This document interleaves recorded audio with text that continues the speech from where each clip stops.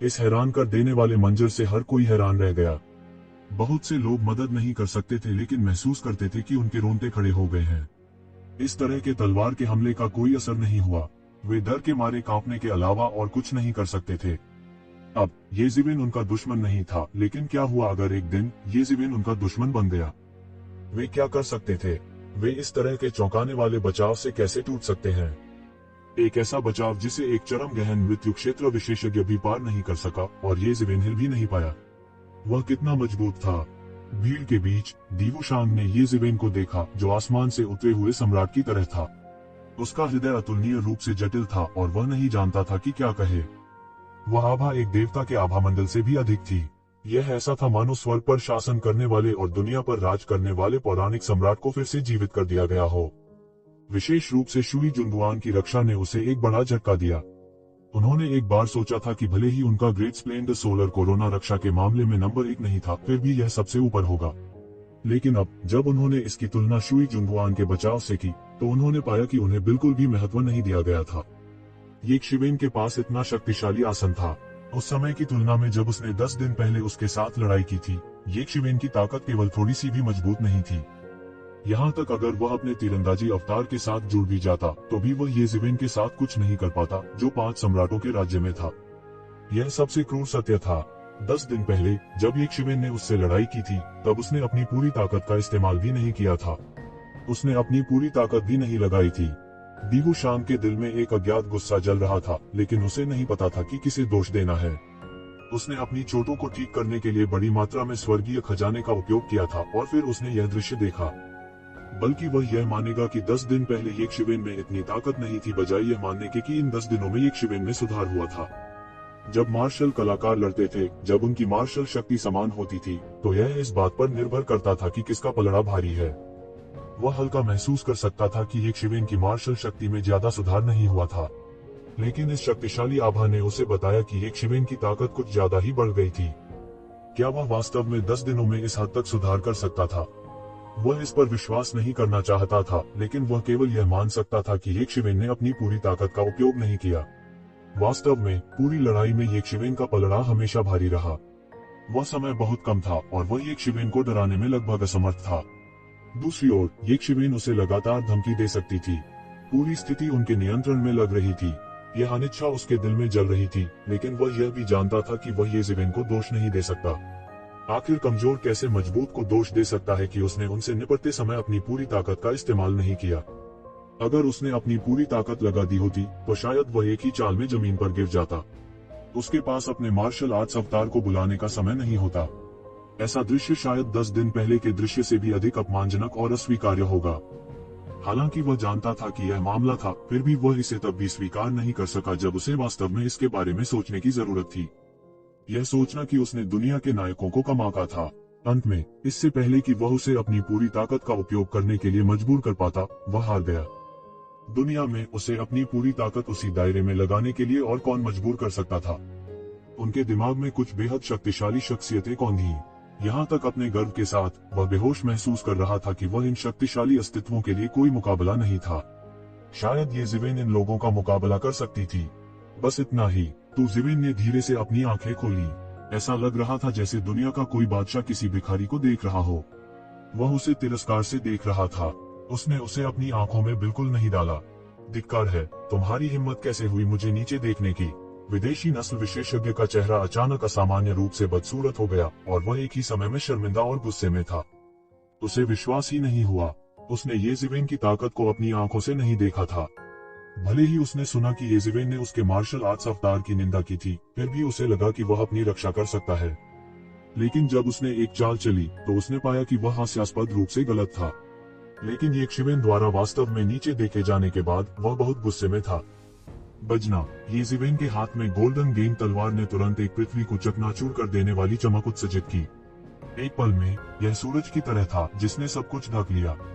हर कोई तुरंत अंधा हो गया था और केवल देखने के लिए अपनी दिव्य इंद्रियों का उपयोग कर सकता था। हालांकि एक पल में येज़िविन अंत में चले गए। वह बस बिजली की गति से बाहर गिरा और गेंजिन स्वॉर्ड क्यूई उछला, जिससे आकाश 2 हिस्सों में कट गया। विदेशी नस्ल विशेषज्ञ ने आखिरकार प्रतिक्रिया दी और घबराहट में उसने ब्लॉक करने के लिए अपनी लंबी तलवार का इस्तेमाल किया। हालांकि जिस क्षण उसका हथियार गोल्डन गेम स्वॉर्ड क्यूई के संपर्क में आया, वह तुरंत टुकड़ों में कट गया। फिर उसका पूरा सिर उड़कर मौके पर भेज दिया गया। कुछ ही खून के छींटे। मृत्यु में भी विशेषज्ञ की आंखें अविश्वास से भरी थीं। Profound death stage intermediate stage की ताकत कहाँ थी? Profound death stage intermediate stage intermediate stage intermediate stage की ताकत कहाँ थी? क्या यह मजाक नहीं था? चरम गहन मृत्यु अवस्था मध्यवर्ती चरण विशेषज्ञ के रूप में वह एक भी तलवार को रोक नहीं सका। भले ही वह अपने मार्शल आर्ट्स अवतार के साथ जुड़ गया हो, यह इतना भयानक नहीं होना चाहिए। यह कैसे संभव हुआ? ये शब्द उसके गले में छिपे थे और उसके पास उन्हें अंत में कहने का समय नहीं था। आज मैं तुम्हारे सिर को एक बलिदान के रूप में उपयोग करूंगा। रक्त नदी की तरह बहना तय है। ये ज़िवेन ने धीरे से आह भरी।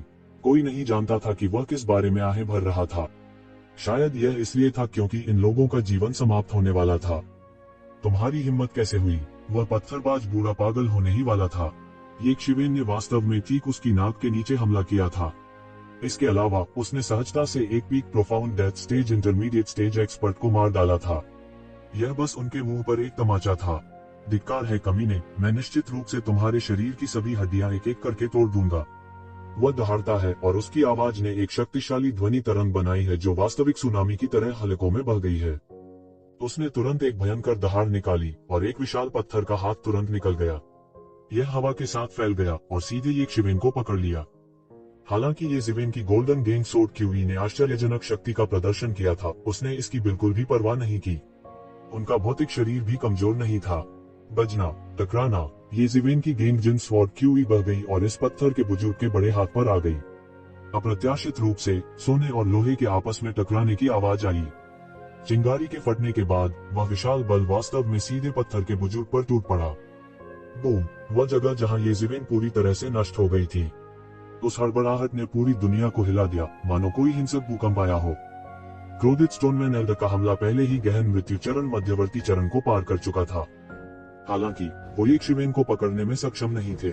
जब ये ज़िवेन फिर से प्रकट हुए तो किसी को पता ही नहीं चला कि वे ईश्वरीय संघ विशेषज्ञों के समूह के बीच कब प्रकट हुए। जब उन्होंने उसे खोजा तो वे तुरंत चौंक गए और क्रोधित हो गए। वास्तव में उन्हें पता ही नहीं चला कि ये ज़िवेन कब उनके करीब आ गई थी। ये ज़िवेन की अभिव्यक्ति बेहद ठंडी थी, जैसे वह मरे हुए लोगों के समूह को देख रहा हो। स्विश! उसकी गेंद धातु की तलवार उड़ गई और एक विदेशी नस्ल विशेषज्ञ जो समय पर चकमा नहीं दे सका, उसकी तलवार से सीधे दो हिस्सों में कट गया। यह गहन जीवन क्षेत्र के शिखर पर एक विशेषज्ञ था। अपनी मूल दुनिया में वह एक बड़ा शॉट भी था जो अपने पैर की ठोकर से दुनिया को हिला सकता था। हालांकि वह ये ज़िवेन के हाथों इतने बेकार तरीके से मरा था। वास्तव में किसी को उनका नाम याद भी नहीं हो सकता है, क्योंकि वह उन कई विशेषज्ञों में से एक था जो एक ज़िवेन के हाथों मारे गए थे। ये ज़िवेन ने एक सुनहरी लहर पर कदम रखा और इन विशेषज्ञों को पार किया। गोल्डन गेम तलवार ग्रिम रीपर की दराती की तरह थी जो इन विशेषज्ञों के जीवन को लगातार काट रही थी। आमतौर पर वे ही दूसरों के जीवन की फसल काटते थे। उन्होंने कभी नहीं सोचा था कि एक दिन उनका जीवन भी खरपतवार की तरह कटेगा। इन लोगों ने हड़बड़ी में तरह तरह के हमले किए जो शक्तिशाली मार्शल आर्ट की धारा में बदल गए और एक ज़िवेन के शरीर पर बमबारी करने लगे। हालांकि वे एक ज़िवेन के साथ कुछ भी करने में पूरी तरह से असमर्थ थे। ऐसा इसलिए था क्योंकि उनकी अधिकांश मार्शल आर्ट में 5 तत्वों की शक्ति समाहित थी। जब तक उनके पास 5 तत्वों की शक्ति थी, वे ये ज़िवेन के साथ कुछ भी कैसे कर सकते थे, जिसे वर्तमान में 5 सम्राटों का समर्थन प्राप्त था। उनके हमले ही उसका सबसे बड़ा पोषण बनेंगे। वे सभी उसके द्वारा अवशोषित कर लिए गए, जिससे उसके 5 सम्राट और भी अधिक शक्तिशाली हो गए। इन लोगों के हमलों ने उन्हें बिल्कुल भी चोट नहीं पहुंचाई। वे ये ज़िवेन के साथ कुछ भी करने में पूरी तरह से असमर्थ थे। उसके पीछे वह पत्थरबाज बुजुर्ग उसका लगातार पीछा कर रहा था। पृथ्वी चकनाचूर और आकाश चौंकाने वाला। मरो! उसने दहाड़ा और एक मुक्का फेंका। अंतहीन पत्थर क्यूई सभी दिशाओं में बिखरा हुआ है। आकाश और पृथ्वी को चट्टानों की दुनिया में बदल रहा है। इस दुनिया में वह सच्चा शासक था। ये ज़िवेन उसके साथ नहीं उलझना चाहती थी। इसके बजाय उसने दिव्य संघ के सामान्य विशेषज्ञों का वध करना जारी रखा। हाँ, यहाँ तक उन चोटी के मध्यवर्ती स्तर के गहन मृत्यु क्षेत्र के विशेषज्ञों को भी उनकी नजर में केवल साधारण ही माना जा सकता था। वे उसकी तलवार का एक वार भी सहन न कर सके। उसकी वर्तमान स्थिति पृथ्वी को तोड़ देने वाले स्तर तक बढ़ गई थी। उसकी तलवार का एक वार हवा में एक जादुई उपकरण को नष्ट कर सकता था। अत्याचारी गोल्डन बॉडी और स्टार बीस्ट रक्त रेखा की शक्ति सभी को जुटाया गया था, जो एक अत्यंत भयावह शक्ति में परिवर्तित हो गया था। हर कोई केवल आमतौर पर अहंकारी दिव्य संघ विशेषज्ञों को पकौड़ी की तरह आसमान से गिरते हुए देख सकता था। हर जगह खून बिखरा हुआ था और ऐसा लग रहा था जैसे आसमान से खून की बारिश हो रही हो। पूरा सीन बेहद ही रोंगटे खड़े कर देने वाला लग रहा था। सब दंग रह गए। वे इस पर विश्वास नहीं कर सकते थे और न ही वे इस पर विश्वास करने को तैयार थे। यह कैसे हो सकता है? उनमें से सबसे साहसी व्यक्ति ने भी कभी नहीं सोचा था कि चीजें इस तरह से बदल जाएंगी। ऐसा नहीं था कि येज़ेबेल को इस हद तक पीटा गया था कि वो जवाबी कार्रवाई नहीं कर सकता था। इसके बजाय यह था कि येज़ेबेल ने इन असहनीय अहंकारी लोगों का वध कर दिया था, जो आकाश से गिरने वाले गुलगुले की तरह येज़ेबेल की खाल उतारना चाहते थे। स्वर्ग बंजर भूमि महल के विशेषज्ञ विशेष रूप से भयभीत थे। ऐसा नहीं था कि उन्होंने पहले विशेषज्ञों को नहीं देखा था, लेकिन उन्होंने ऐसा क्रूर अस्तित्व कभी नहीं देखा था। गहरा जीवन क्षेत्र और गहरा रेशम क्षेत्र विशेषज्ञों को मारना सब्जियों को काटना जितना आसान था। यह प्रमुख बलों के शक्तिशाली विशेषज्ञों के लिए विशेष रूप से सच था। किसी एक व्यक्ति को घेरने के लिए लामबंद होना उनके लिए कोई नई बात नहीं थी। यह सिर्फ इतना था कि अतीत में यह आमतौर पर सबसे मजबूत विशेषज्ञ होता था जो मोर्चे पर चार्ज करता था। आमतौर पर सबसे मजबूत विशेषज्ञ उत्तेजक लोगों को कुचलने के लिए पर्याप्त था। उनकी मदद के साथ मिलकर यह किसी भी उकसाने वाले का सफाया करने के लिए पर्याप्त था। हालांकि यह नियम येशवेन पर लागू नहीं होता था, क्योंकि वह पत्थरबाज भी येशवेन की गति तक नहीं पकड़ सकता था। 5 सम्राटों के शरीर में शामिल होने के बाद येज़ेबेल की गति बढ़ गई थी। जू रोन बूट्स ने अपनी विस्फोटक शक्ति को कई गुना बढ़ा दिया था।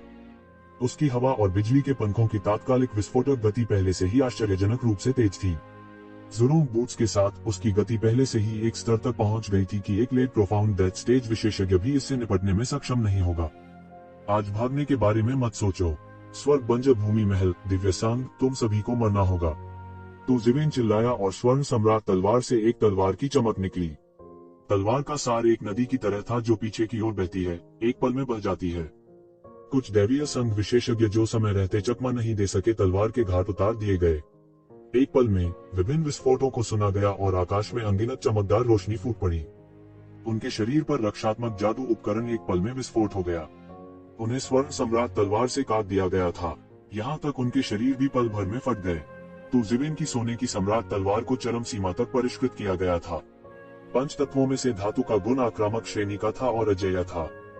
तलवार की चमक जिसे येज़ेबेल ने लापरवाही से गिरा दिया था, वह तलवार के सिद्धांतों के सर्वोच्च सत्य से जुड़ी हुई थी। दूरी में तलवार की खेती करने वाले किसान मदद नहीं कर सकते थे, लेकिन महसूस करते थे कि इस दृश्य को देखना बहुत फायदेमंद था। उन्हें लगा कि सर्वोच्च सत्य इससे अधिक कुछ नहीं है। उन्होंने एक राजा की तलवार सार को नींव के रूप में और स्वर्ण सम्राट तलवार को रूप के रूप में इस्तेमाल किया। तलवार का सार जो बह गया वह बस अजेय था। इसके अलावा तलवार सिद्धांत अवतार को संघनित करने के बाद उनकी तलवार सिद्धांत की खेती में बहुत सुधार हुआ था और उनकी तलवार का सार बेहद तेज था। शापित मानव, रुको और मुझसे निष्पक्ष और चौकोर लड़ो अगर तुम्हारे पास क्षमता है। स्टोन गोलेम एल्डर लगातार दहाड़ता रहा। वह गुस्से से पागल होने ही वाला था। उन्होंने कभी नहीं सोचा था कि स्थिति इस तरह बदल जाएगी। हालांकि येशवेन उसका प्रतिद्वंदी नहीं लग रहा था, लेकिन उसकी गति के कारण वह उसका कुछ नहीं कर सका। दुनिया में सभी मार्शल आर्ट के बीच केवल गति अपराजेय और अविनाशी थी। वह स्वाभाविक रूप से अजेयता के मार्ग पर चला, लेकिन उसने कभी नहीं सोचा था कि गति के मार्ग का उपयोग कोई इस हद तक कर सकता है। इसके अलावा यह कोई ऐसा व्यक्ति था जिसका दायरा उससे भी कम था। इसने उसे बहुत असंतुष्ट कर दिया। सच कहूं तो येज़ेबेल की गति को धीमी नहीं माना गया था। आखिरकार बाद की अवस्था गहन मृत्यु अवस्था विशेषज्ञ की गति बहुत खराब नहीं होगी। हालांकि येशवेन की गति बहुत तेज थी। बाहरी लोगों की नजर में पत्थर के बड़े आदमी की गति हमेशा एक कदम धीमी थी। हर बार जब वह आता था, येशवेन पहले ही उस व्यक्ति को मार चुका था और चला गया था। इस समय वह केवल बेबसी से देख सकता था, क्योंकि येज़ेबेल ने सड़क के किनारे कैबेज जैसे गहन मृत्यु चरण और गहन जीवन चरण के विशेषज्ञों का यूं ही वध कर दिया था।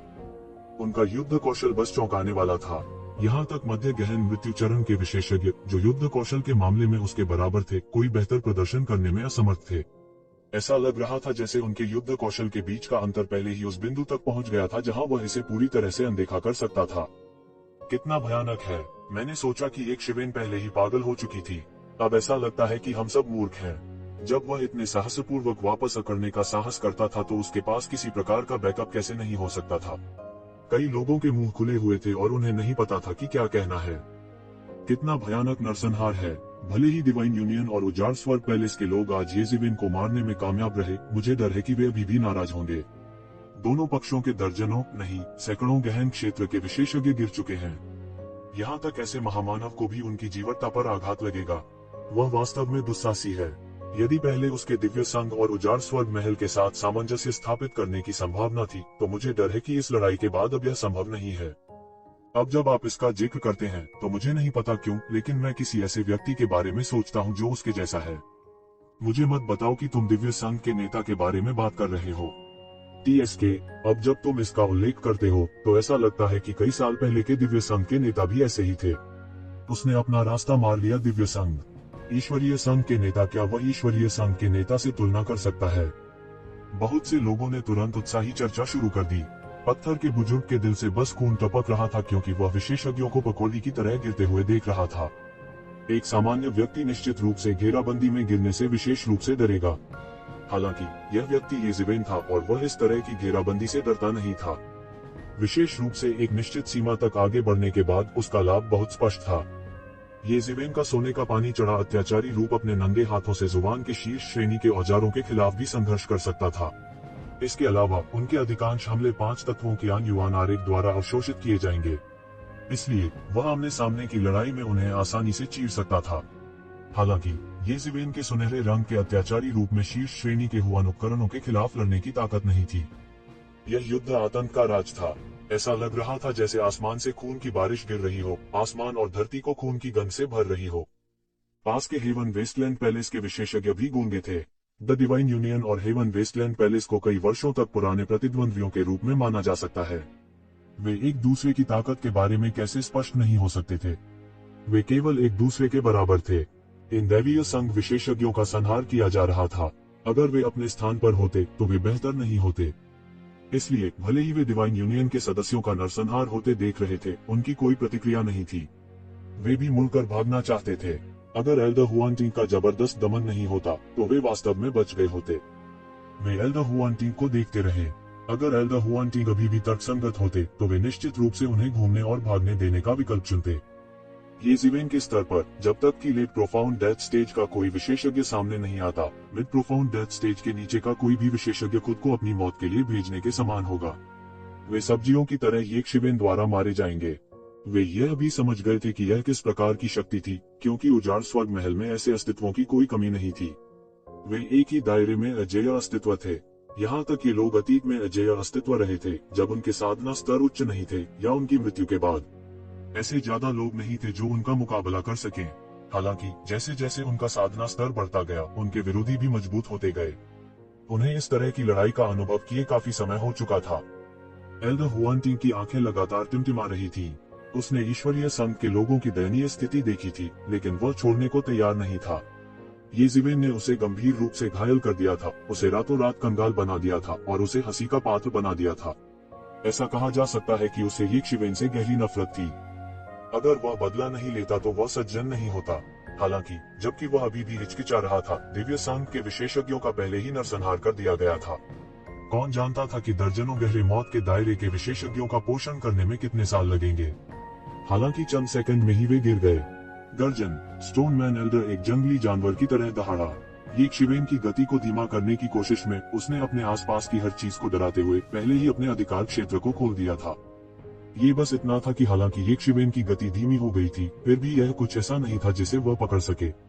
उसके पीछे जो तूफान के पंख खुल नहीं पाए थे, वे भी तुरंत खुल गए। इस बार उसकी गति न केवल धीमी नहीं हुई, बल्कि थोड़ी तेज भी हो गई। स्विश, एक पल में वह पहले से ही उजाड़ स्वर्ग पैलेस के विशेषज्ञों के समूह में घुस गया था। बूम, एक भयानक सुनहरी तलवार प्रकाश आकाश में उड़ गया और येज़ेबेल को ढक गया।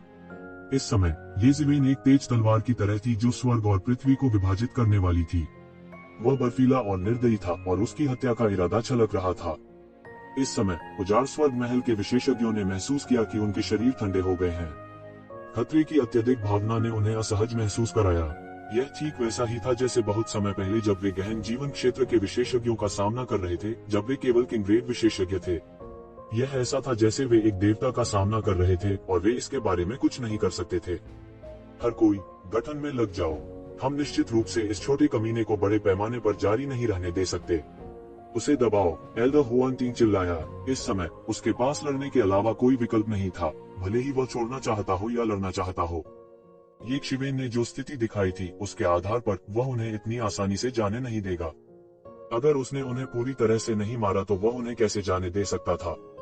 इस समय उजाड़ स्वर्ग पैलेस के कई विशेषज्ञों ने एक के बाद एक प्रतिक्रिया व्यक्त की। वे अभी भी ये शिवेन का सामना कर रहे थे। मूल रूप से ये शिवेन ने जानबूझकर उन्हें जाने दिया था और केवल ईश्वरीय संघ के लोगों पर हमला किया था। इससे उन्हें लगभग गलतफहमी हो गई थी, जैसे कि इस मामले का उनसे कोई लेना देना नहीं था।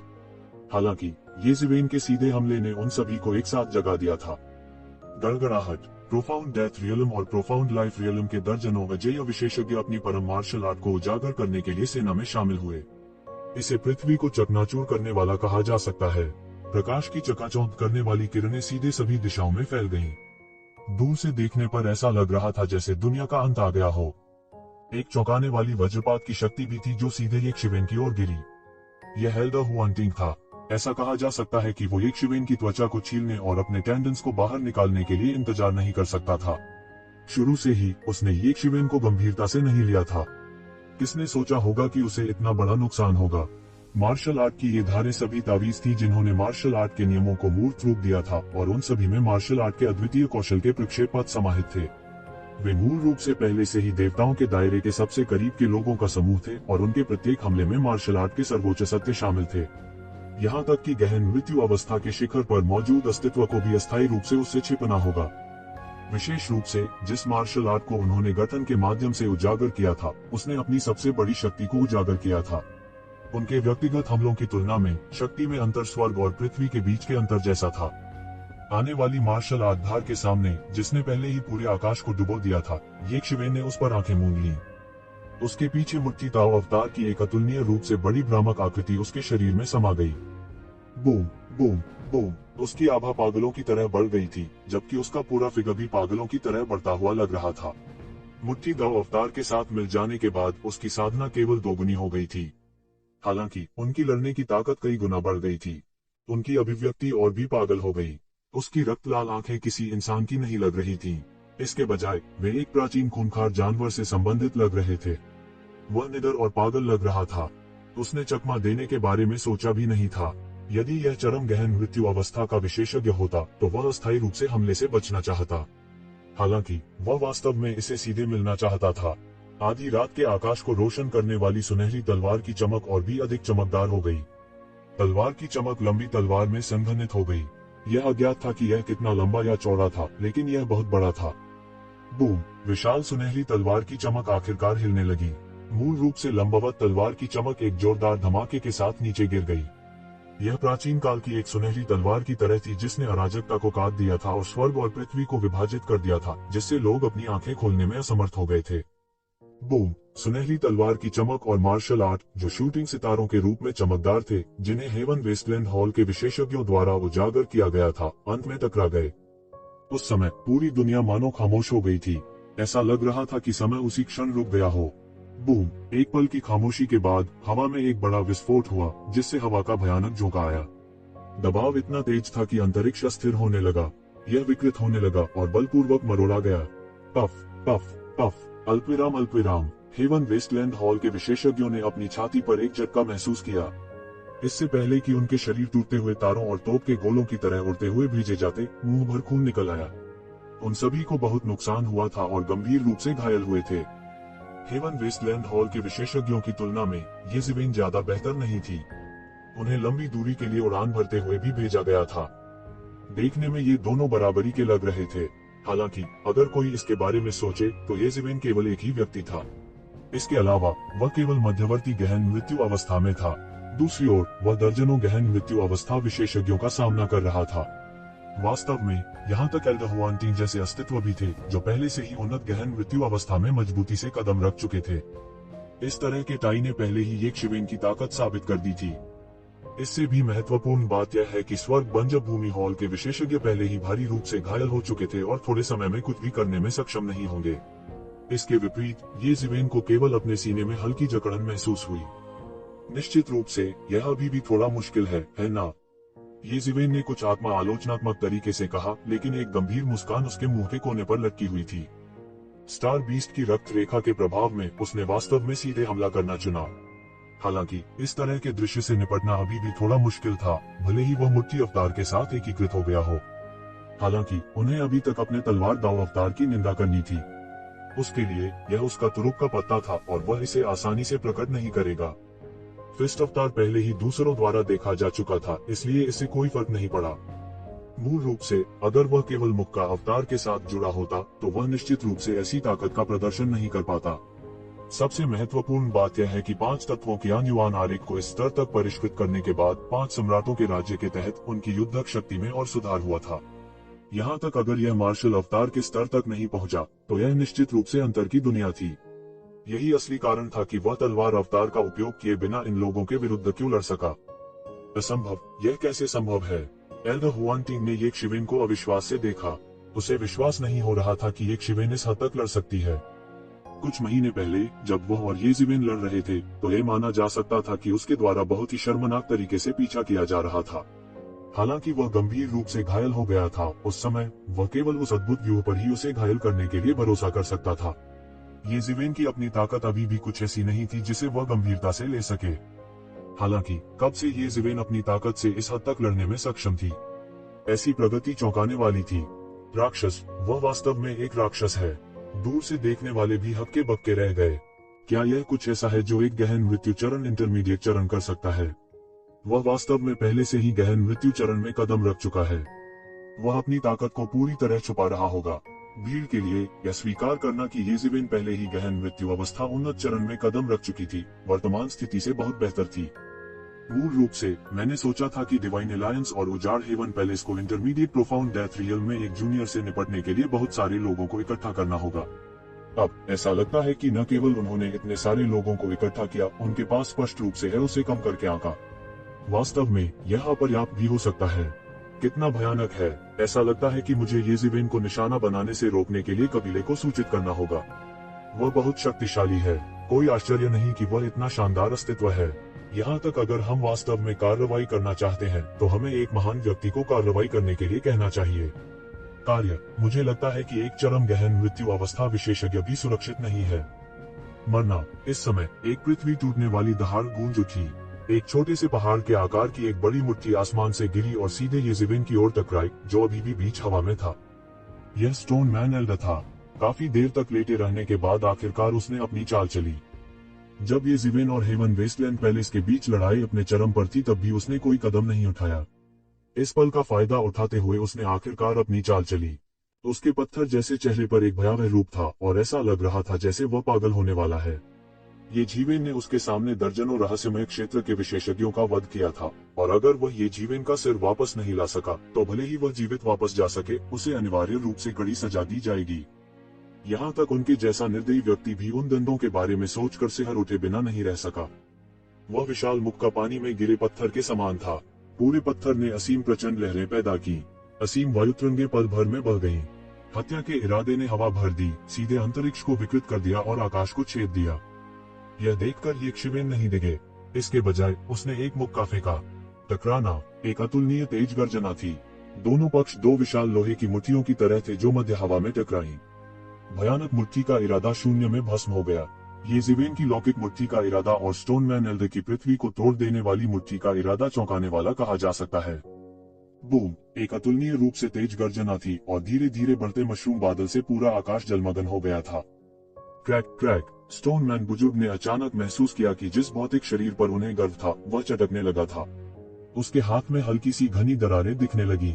एक तेज दर्द अचानक उसके दिल में फैल गया और उसका पूरा शरीर लगभग पलट गया। अच्छा नहीं है। इस समय उन्हें आखिरकार समस्या का एहसास हुआ। ये शिवेन का पौराणिक शक्तिशाली भौतिक शरीर सिर्फ एक किंवदंती से कहीं अधिक था। वास्तव में यह कहा जाना चाहिए कि यह केवल एक तथ्य था। वह नहीं जानता था कि यह किस प्रकार का भौतिक शरीर है, लेकिन यह वास्तव में उसके पत्थर जैसे भौतिक शरीर से कहीं अधिक भयानक था। यह सोचकर उसकी और रुकने की हिम्मत नहीं हुई। अगर ऐसा ही चलता रहा तो उसकी जान भी जा सकती है। वह मुड़ा और भागने ही वाला था। उसका पूरा शरीर एक गड़गड़ाहट वाली पर्वत श्रृंखला में बदल गया और वह बचना चाहता था। आप अभी जाना चाहते हैं? क्या आपको लगता है कि आप इसे समय पर बना सकते हैं? तो शिवेन ने अचानक उपहास किया। उसके हाथ में सुनहरी तलवार तुरंत एक भयानक तलवार प्रकाश से भड़क उठी। यह सीधे आकाश में उड़ गया और तलवारबाजी की एक लंबी नदी में बदल गया। यह एक विश्व विनाशकारी तलवार इरादे के साथ मिला हुआ था और स्टोनमैन बुजुर्ग के सिर की ओर फिसल गया। टकराना, पूरा पत्थरबाज बुजुर्ग एक पल में गंभीर रूप से घायल हो गया। वह बिल्कुल नहीं चकमा दे सकता था। उसकी गति एक शिवेन से कहीं कम थी।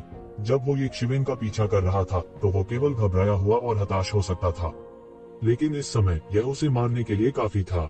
वह एक पल में गंभीर रूप से घायल हो गया और खून एक ही बार में फूट पड़ा। हालांकि वह अभी भी बचने के लिए संघर्ष कर रहा था। हालांकि वह गंभीर रूप से घायल हो गया था, लेकिन उसने ज्यादा परवाह नहीं की। उसने पीछे मुड़कर देखने की भी हिम्मत नहीं की। वह बस अपनी जान बचाकर भागना चाहता था। हालांकि जैसे ही वह भागने वाला था, एक अतुलनीय रूप से विशाल पैर आकाश से उतरा और सीधे उसके विशाल घाव पर पैर रख दिया। स्टोनमैन बुजुर्ग को बीच हवा में दो हिस्सों में रौंद दिया गया। आकाश से रक्त की वर्षा होने लगी और उसके शरीर के दो भाग आकाश से गिर पड़े। पूरी दुनिया खामोश थी। केवल येज़ेबेल की भगवान जैसी आकृति बची थी। सब हक्का बक्का होकर खड़े हो गए। इतने सारे जुबान क्षेत्र के विशेषज्ञों को एक पल पहले येज़ेबेल द्वारा मार डाला गया था, लेकिन उनमें से कोई भी उतना चौंकाने वाला नहीं था जितना कि एक पत्थर के गोले मेल्ड का वध करना। इसे चौंकाने वाला कहा जा सकता है। Deep death realm intermediate stage के शरीर के साथ येज़ेबेल ने profound death realm advanced stage विशेषज्ञ की हत्या कर दी थी। कोई फर्क नहीं पड़ता कि उन्होंने इसके बारे में कैसे सोचा, यह उन्हें डराने के लिए काफी था। यह एल्डर हुआनटिंग से अलग था। पहले येज़ेबेल ने एल्डर जुवानटिंग को गंभीर रूप से घायल करने के लिए एक फॉर्मेशन का इस्तेमाल किया था। फिर भी वह अंत में एल्डर हुआनटिंग को मारने में कामयाब नहीं हुआ। दोनों के बीच की खाई कल्पना करने योग्य थी। हालांकि स्टोनमैन एल्डर ने केवल गहन मृत्यु क्षेत्र उन्नत चरण में प्रवेश किया था, फिर भी उसने गहन मृत्यु क्षेत्र उन्नत चरण में प्रवेश किया था, है ना? इस लड़ाई के साथ ही येज़ेबेल का नाम सही मायने में दुनिया को हिला देगा। एक युवा जूनियर के बजाय एक अद्वितीय विशेषज्ञ के रूप में। चलो सब चलते हैं। आप में से कोई भी उसका मुकाबला नहीं कर सकता, एल्डर हुआनटिंग जल्दबाजी में चिल्लाया। अंत में उसकी तर्कसंगतता ने येज़ेबेल के लिए उसकी नफरत को अभिभूत कर दिया था। वह कैसे नहीं देख सकता था कि अगर ऐसा ही चलता रहा तो ईश्वरीय संघ की पूरी सेना का सफाया हो जाएगा। यह उनके लिए एक चेतावनी के रूप में काम करेगा। उजाड़ स्वर्ग महल के कई विशेषज्ञ इस वाक्य का इंतजार कर रहे थे। वे उन्मत्त रूप से बहती रोशनी में बदल गए और सभी दिशाओं में भाग गए। अगर वे अलग अलग भाग जाते तो शायद उनमें से कुछ ही बच पाते। भागने की कोशिश कर रहे हो? बहुत देर हो चुकी है। मैंने पहले ही कहा है कि तुम सब आज मरोगे। उद्धरण चिन्ह छोड़ने की कोशिश कर रहा है। बहुत देर हो चुकी है। मैंने पहले ही कहा है कि तुम सब आज मरोगे। येज़ेबेल की अतुलनीय ठंडी आवाज सुनाई दी। येज़ेबेल, आप पहले ही हेवन वेस्टलैंड पैलेस की हत्या करने वाली सूची में प्रवेश कर चुकी हैं। कोई भी आपको बचा नहीं सकता है। आपके और स्वर्ग के बंजर भूमि महल के बीच की दुश्मनी तब तक खत्म नहीं होगी जब तक कि हम में से एक की मृत्यु नहीं हो जाती। एल्डर हुआनटिंग ने दिल दहला देने वाली दहाड़ मारी। इन गहरे दायरे के विशेषज्ञों में से हर एक स्वर्ग बंजर भूमि महल का खजाना था। उनके पालन पोषण के लिए उन्होंने काफी मेहनत की थी। वे दिव्य मिलन से भिन्न थे। दैवीय संघ केवल कुछ हजार वर्षों की छोटी अवधि में ही उभरा था। अधिकांश वर्तमान शीर्ष विशेषज्ञ बाहर पाए गए और हेवन वेस्टलैंड पैलेस द्वारा पोषित नहीं किए गए। हेवन वेस्टलैंड पैलेस के अधिकांश विशेषज्ञों का पालन पोषण स्वयं द्वारा किया गया था। एक गहन दायरे के विशेषज्ञ को पोषित करने के लिए आवश्यक धन केवल एक खगोलीय आंकड़ा था। कई लोगों ने इसके बारे में सोचने की भी हिम्मत नहीं की। निस्संदेह हेवन वेस्टलैंड पैलेस के लिए यह एक बड़ा झटका होगा यदि दर्जनों गहन क्षेत्र के विशेषज्ञ यहाँ खो जाते हैं। वह स्वर्ग बंजर भूमि महल का पापी भी बन जाएगा। एक प्राचीन और विशाल संगठन के रूप में जो भगवान जाने कितने वर्षों से अस्तित्व में था। एल्डर हुआनटिंग की हेवन वेस्टलैंड पैलेस से संबंधित होने की भावना एल्डर स्टोन की दिव्य संघ से संबंधित भावना से कहीं अधिक थी। येज़ेबेल हवा में तैर रही थी। उसके काले बाल अंधेरी रात में लहरा रहे थे। उसकी आंखें अतुलनीय रूप से ठंडी और जानलेवा थीं। एल्डर हुआनटिंग के शब्दों का उस पर लेशमात्र भी प्रभाव नहीं पड़ा। वे उसका मन भी नहीं हिला सकते थे। उसके लिए उसके और हेवन वेस्टलैंड पैलेस के बीच की दुश्मनी पहले से ही सुलझने योग्य नहीं थी। बहुत से लोगों के लिए येज़ेबेल ने स्वर्ग बंजर भूमि महल की गरिमा को भड़काया था। संक्षेप में, यह हितों का सबसे शक्तिशाली संघर्ष नहीं था। हालांकि इन दिग्गजों के लिए क्या यह सब चेहरे के लिए नहीं था? जहां तक की बात है तो यह केवल एक भ्रम था। 10,000 गहन दायरे के विशेषज्ञों में से एक भी ऐसा नहीं हो सकता है जो अंततः डीओ तक पहुंच सके। दाव तक पहुंचने की कठिनाई की कल्पना की जा सकती है। बस थोड़ा सा चेहरा एक पागल खोज को आकर्षित कर सकता है, यह उल्लेख नहीं करने के लिए कि उसने हेवन वेस्टलैंड पैलेस से किसी को मार डाला था। चूंकि यह पहले से ही जीवन और मृत्यु का मामला था, इसलिए कुछ और कहने का कोई मतलब नहीं था। ये जिवेन, हम पहले से ही आपके मूल को जानते हैं। आप वास्तव में बंज मानव जाति के सदस्य हैं। उन्होंने वास्तव में आप जैसे जानवर को पाला है। अगर हमें कुछ हो जाता है तो उनके लिए भी आसान समय नहीं होगा। बंज मानव जाति पूरी तरह से नष्ट हो जाएगी। बड़े हुआन खुद को पागल हुए बिना नहीं रह सके जब उन्होंने देखा कि एक शिवेन की अभिव्यक्ति बिल्कुल भी नहीं बदली है। ये जिवेन की बर्फ जैसी ठंडी आंखें इन विशेषज्ञों पर छा गईं। उसकी आंखों में बर्फ की तरह ठंडा रूप और अधिक तीव्र हो गया। इन लोगों के शब्दों ने निस्संदेह एक शिवेन की निचली रेखा को छुआ था। क्या वह आदिकाल को बचाने का रास्ता खोजने के लिए श्रमसाध्य दुनिया में नहीं आया था? स्वर्ग उजाड़ हॉल के इन लोगों ने वास्तव में इस मामले का इस्तेमाल उसे डराने के लिए किया था। निस्संदेह उन्होंने उसके उल्टे पैमाने को पूरी तरह छू लिया था। ऐसा लगता है कि तुम लोग वास्तव में नहीं मरोगे अगर तुम मौत की तलाश नहीं करते हो, ये जिवेन ने उदासीनता से कहा। जैसे ही उसकी आवाज गिरी, वह अचानक स्वर्ग उजाड़ हॉल के एक विशेषज्ञ के सामने आया। उसने सीधे उसे अपने बड़े हाथ से पकड़ लिया, उसके सभी बचावों में घुस गया और लोहे के घेरे की तरह उसकी प्लेटिनम को पकड़ लिया। पकड़ उतनी ही मजबूत होती गई। गहन जीवन क्षेत्र के शिखर पर अपराजय विशेषज्ञ अचानक लाल हो गया। वह बिल्कुल भी सांस नहीं ले पा रहा था और एक शिवेन द्वारा मरे हुए कुत्ते की तरह घसीटा गया था। टकराना, एक जोर की आवाज हुई और उसकी गर्दन को एक शिवेन ने कुचल दिया। ये जिवेन की आंखों में खून का रंग अधिक से अधिक गरिमा में हो गया था। स्टार बीस्ट की रक्तरेखा ने उसके दिमाग को अधिक से अधिक प्रभावित करना शुरू कर दिया। आमतौर पर वह स्टार बीस्ट की रक्तरेखा में जंगलीपन को दबाने के लिए ज्ञानवर्धक मन प्राचीन वृक्ष का उपयोग करेगा ताकि वह इससे प्रभावित न हो। लेकिन अब शक्तिशाली युद्धक शक्ति प्राप्त करने के लिए उसने स्टार बीस्ट की रक्तरेखा को दबाया नहीं। धीरे धीरे उसके मन पर उन्मादी और अत्याचारी आभा का प्रभाव पड़ने लगा था। यद्यपि यह उसके निर्णय को प्रभावित नहीं कर सका, यह उसे और अधिक रक्तपिपासु और अत्याचारी बनाने के लिए पर्याप्त था। यह देखकर सभी डर गए। प्रोफाउंड लाइफ रियलम विशेषज्ञ का शिखर एक छोटे चूजे की तरह था और उसकी गर्दन लापरवाही से कटी हुई थी। उसमें विरोध करने की ताकत भी नहीं थी। इससे उन्हें जो सदमा लगा वह उससे कहीं अधिक था जब ये जिवेन ने पत्थर के बड़े आदमी को एक चाल में मार डाला था। ऐसा इसलिए था क्योंकि यह इतना आसान था, बहुत आसान। उनके ज्यादा सोचने का इंतजार किए बिना ये शिवेन तुरंत चले गए। हथौड़े से झूलने की तरह उसने अचानक गहन जीवन क्षेत्र के विशेषज्ञ के शिखर को बाहर फेंक दिया। प्रोफाउंड लाइफ रियलम विशेषज्ञ की यह चोटी तुरंत तोप के गोले की तरह बाहर फेंक दी गई। वह प्रकाश की एक धारा में बदल गया और बेरहमी से एक प्रारंभिक चरण के गहन मृत्यु क्षेत्र विशेषज्ञ में धराशायी हो गया जो भाग रहा था। टकराना, उस प्रारंभिक चरण के गहन मृत्यु क्षेत्र विशेषज्ञ को गाद से पकड़ा गया था और सीधे फेंक दिया गया था, जिसके बाद एक दरार की आवाज सुनी जा सकती थी और उस प्रारंभिक चरण के गहन मृत्यु क्षेत्र विशेषज्ञ के शरीर की सभी हड्डियों को टुकड़ों में तोड़ दिया गया था। मांस और खून हर जगह उड़ गया और हर जगह खून बिखर गया, जिसके बाद वह हिंसक रूप से जमीन में धंस गया और आगे नहीं बढ़ सका। जाहिर है उसने सीधे सांस लेना बंद कर दिया था। उसके पास चीखने का समय भी नहीं था। सभी दर्शकों के पूरे शरीर में रोंगटे खड़े हो गए थे। किसने कभी प्रारंभिक चरण के गहन मृत्यु क्षेत्र विशेषज्ञ को मौत के घाट उतारते देखा था? इसे देखना तो दूर, उन्होंने ऐसी काल्पनिक बात के बारे में कभी सुना भी नहीं था। इनमें से कौन सा गहरा मृत्यु क्षेत्र विशेषज्ञ अतुलनीय शक्तिशाली शक्ति वाला अस्तित्व नहीं था? अंत में वे वास्तव में मौत के घाट उतार दिए गए। यह बहुत डरावना था। वह वास्तव में कितना शक्तिशाली है। सभी ने ठंडी हवा की सांस ली और पूछने के अलावा कुछ नहीं कर सके। आकाश में हरे रंग की आकृति इस समय मानव त्वचा में लिपटे एक अतुलनीय भयानक राक्षस की तरह थी। 5 सम्राटों के अलावा ये जिवेन का सोने का पानी चढ़ा अत्याचारी रूप एक पल में प्रकट हो गया। शक्ति सितारों में प्रवेश करने में सक्षम लग रही थी। यह बेहद भयानक था। यह बहुत भयानक है। स्वर्ग उजाड़ महल के विशेषज्ञ उसके हाथों में मिट्टी की मूर्तियों की तरह हैं। वह लापरवाही से उन्हें मार सकता है। वह बिल्कुल अमानवीय है। सभी की निगाहें शून्य में उस आकृति पर टिकी थी जो एक भयंकर देवता के अवतार की तरह लग रही थी। वे दृढ़ता से इस आंकड़े को याद करते थे और निश्चित रूप से इस व्यक्ति को उकसा नहीं सकते थे। हालांकि कोई भी वास्तव में विश्वास नहीं करता था कि ये जिवेन वास्तव में स्वर्ग के उजाड़ महल और दिव्य मिलन के लिए एक मैच था। उन्होंने उसे केवल कम करके आंका था। फिर भी ये शिवेन बहुत भयानक थी। धिक्कार है, मरो मरो मरो। बड़े हुआन टीम मदद नहीं कर सके, लेकिन जब उन्होंने देखा कि ये जिवेन के हाथों 2 और लोग मर रहे हैं तो वे आगे बढ़ गए। इस समय उसके मन में भागने का कोई विचार नहीं था। वो पहले ही बता सकता था कि एक शिवेन उसके टुकड़े टुकड़े करने के लिए और इंतजार नहीं कर सकता था।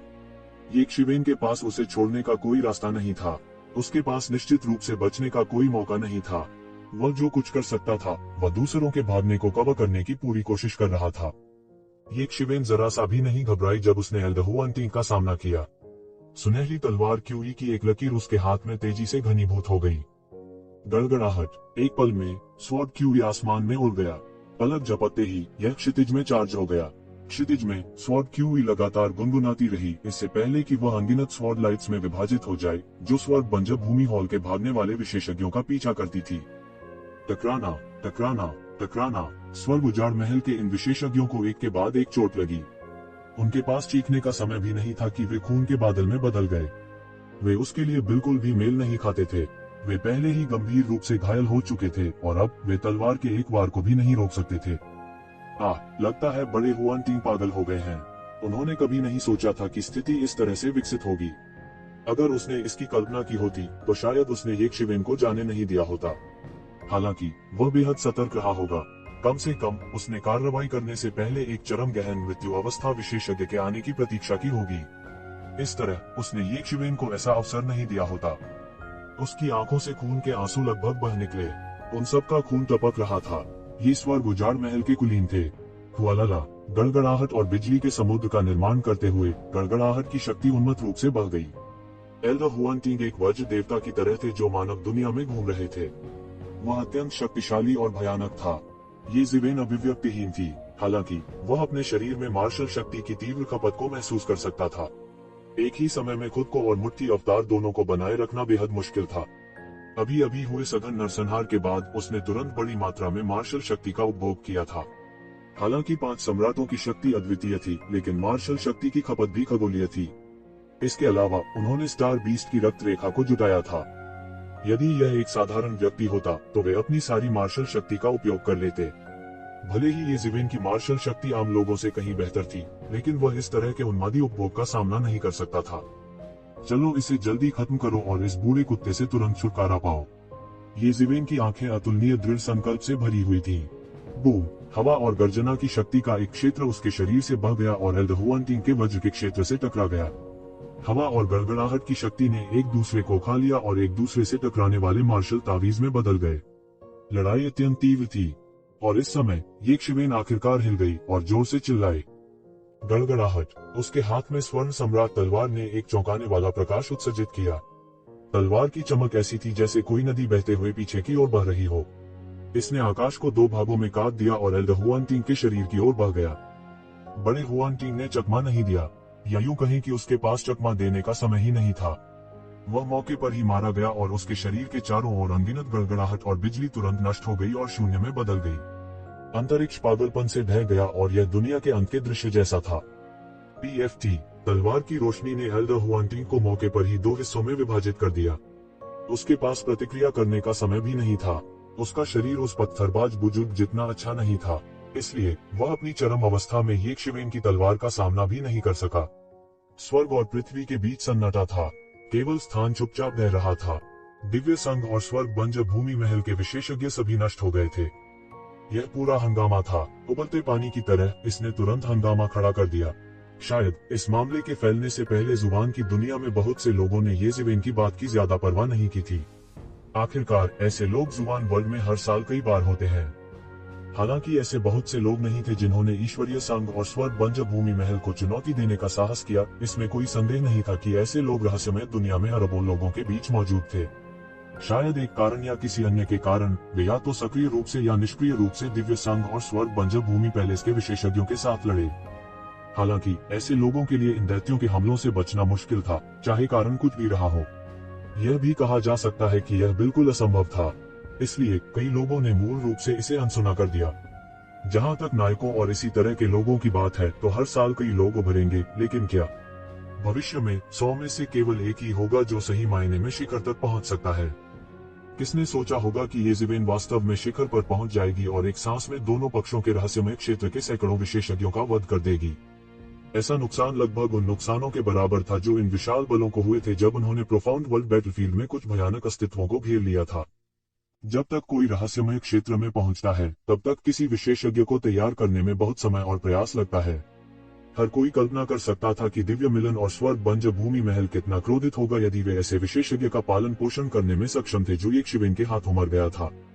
मूल रूप से कुछ लोगों ने सोचा होगा कि येज़िवेन केवल मौस त्वचा रोग से पीड़ित थी, लेकिन अब ऐसा कहने की हिम्मत कौन करेगा?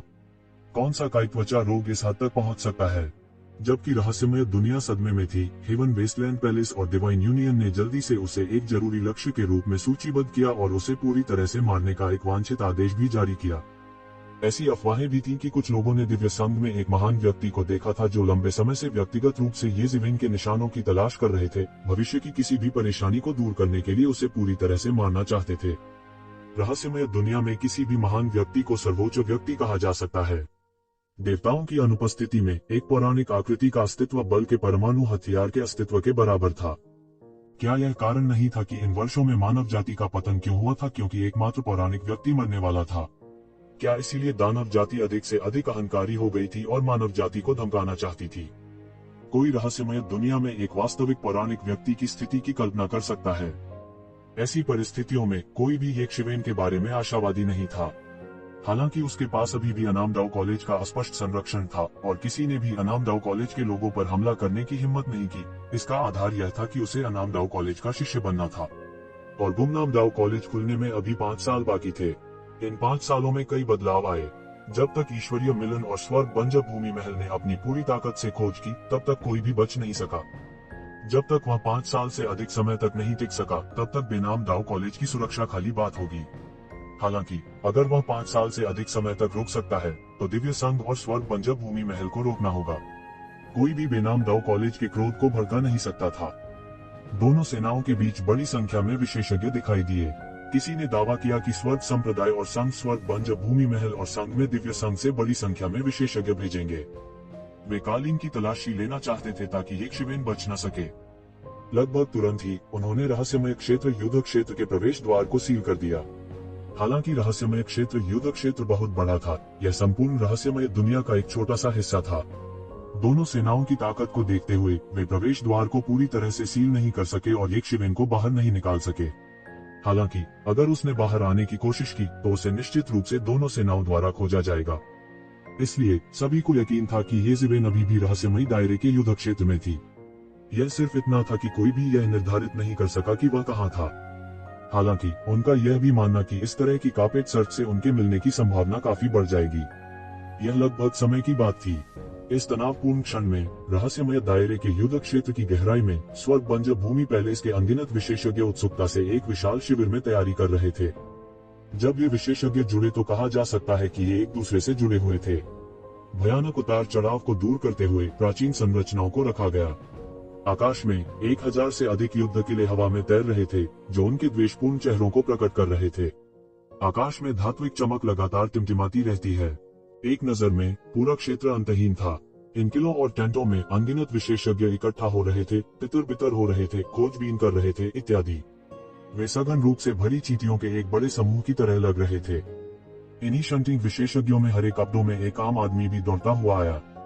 जब उसने ऐसा दृश्य देखा तो वह थोड़ा चौंकने के अलावा नहीं रह सका। अगर उसने इसे अपनी आंखों से नहीं देखा होता तो वह यह मानने की हिम्मत नहीं करता कि हेवन वेस्टलैंड पैलेस की ताकत वास्तव में इस स्तर तक पहुंच गई थी। यदि इस दंडात्मक सेना को मिस्टीरियस वर्ल्ड में रखा गया था तो यह सभी दिशाओं में सब कुछ साफ करने के लिए पर्याप्त होगी। हेवन वेस्टलैंड पैलेस ने अनगिनत वर्षों से जो विशाल शक्ति संचित की हुई थी, वह इस समय येज़िवेन के सामने पूरी तरह से प्रदर्शित हो गई थी। हाँ, यह व्यक्ति येज़िवेन था। स्वर्ग के उजाड़ हॉल में प्रवेश करने से पहले उसने केवल अपना रूप बदला था। यह संभावना थी कि किसी ने नहीं सोचा होगा कि वह येज़िवेन था। इससे भी महत्वपूर्ण बात यह है कि किसी ने भी नहीं सोचा होगा कि वह वास्तव में सीधे उस शिविर में प्रवेश करने का साहस करेगा जहां स्वर्ग उजाड़ हॉल और दिव्य गठबंधन द्वारा पीछा किए जाने के दौरान स्वर्ग उजाड़ हॉल और दिव्य गठबंधन के विशेषज्ञ एकत्र हुए थे। बहुत से लोगों की नजरों में यह मौत को प्रणाम करने से अलग नहीं था। हालांकि उनके लिए यह सबसे सुरक्षित जगह थी। जैसा कि कहा जाता है, एक मृत अंत में डाल दिया जाएगा और फिर पुनर्जन्म होगा। जैसा कि कहा जाता है, एक पत्ता आंख को स्पष्ट करता है। इसलिए सबसे खतरनाक जगह सबसे सुरक्षित जगह भी थी। बेशक शर्त यह थी कि वह अपनी पहचान उजागर नहीं कर सकता था, नहीं तो इतने विशेषज्ञ यहाँ जमा होने से वह बच नहीं पाता। उसके लिए हेवन वेस्टलैंड पैलेस के एक विशेषज्ञ का प्रतिरूपण करना बिल्कुल भी मुश्किल नहीं था। उसने हेवन वेस्टलैंड पैलेस के कई विशेषज्ञों को मार डाला था और उनकी संपत्ति भी येज़िवेन के हाथों में आ गई थी। उनमें से एक टोकन था जो उसकी पहचान साबित कर सकता था। उसके द्वारा परिष्कृत किए जाने के बाद यह उसके लिए अपनी पहचान छिपाने का सबसे अच्छा तरीका बन गया। इससे पहले उसने एक ही बार में इतने सारे विशेषज्ञों को मार डाला था, जिससे हेवन वेस्टलैंड पैलेस और डिवाइन यूनियन के लोगों में खलबली मच गई थी। इसलिए वह केवल इन दोनों ताकतों के पीछे से बचने की पूरी कोशिश कर सकता था। उस समय उसे इन दोनों ताकतों के खतरे से डरने की जरूरत नहीं होगी। जब वह यहाँ छिपा हुआ था तो उसे गलती से पता चला कि हेवन वेस्टलैंड हॉल के विशेषज्ञ वास्तव में यहाँ इकट्ठे हुए थे। इसलिए उसने अपना वेश बदल लिया और चुपके से अंदर आ गया। टोकन के कारण जब उसने प्रवेश किया तो उसे किसी भी बाधा का सामना नहीं करना पड़ा। सैकड़ों मिस्टीरियस रियल्म विशेषज्ञों को मारने के बाद उसने सीधे तौर पर करोड़ों हुआन गोलियां प्राप्त की थी। रातों रात उसने अपनी आधी से अधिक दौलत वापस पा ली थी, जिससे उसे थोड़ी राहत मिली। हालांकि यह अकेला काफी दूर था। 5 साल में नामलेस डाओ अकादमी के खुलने से पहले उसे उन्नत गहन मृत्यु अवस्था में प्रवेश करने की आवश्यकता थी। यदि वह उन्नत गहन मृत्यु अवस्था तक पहुंच सकता है तो उसकी युद्ध क्षमता की तुलना उन लोगों से की जाएगी जिन्होंने गहन मृत्यु अवस्था के शिखर पर कदम रखा था।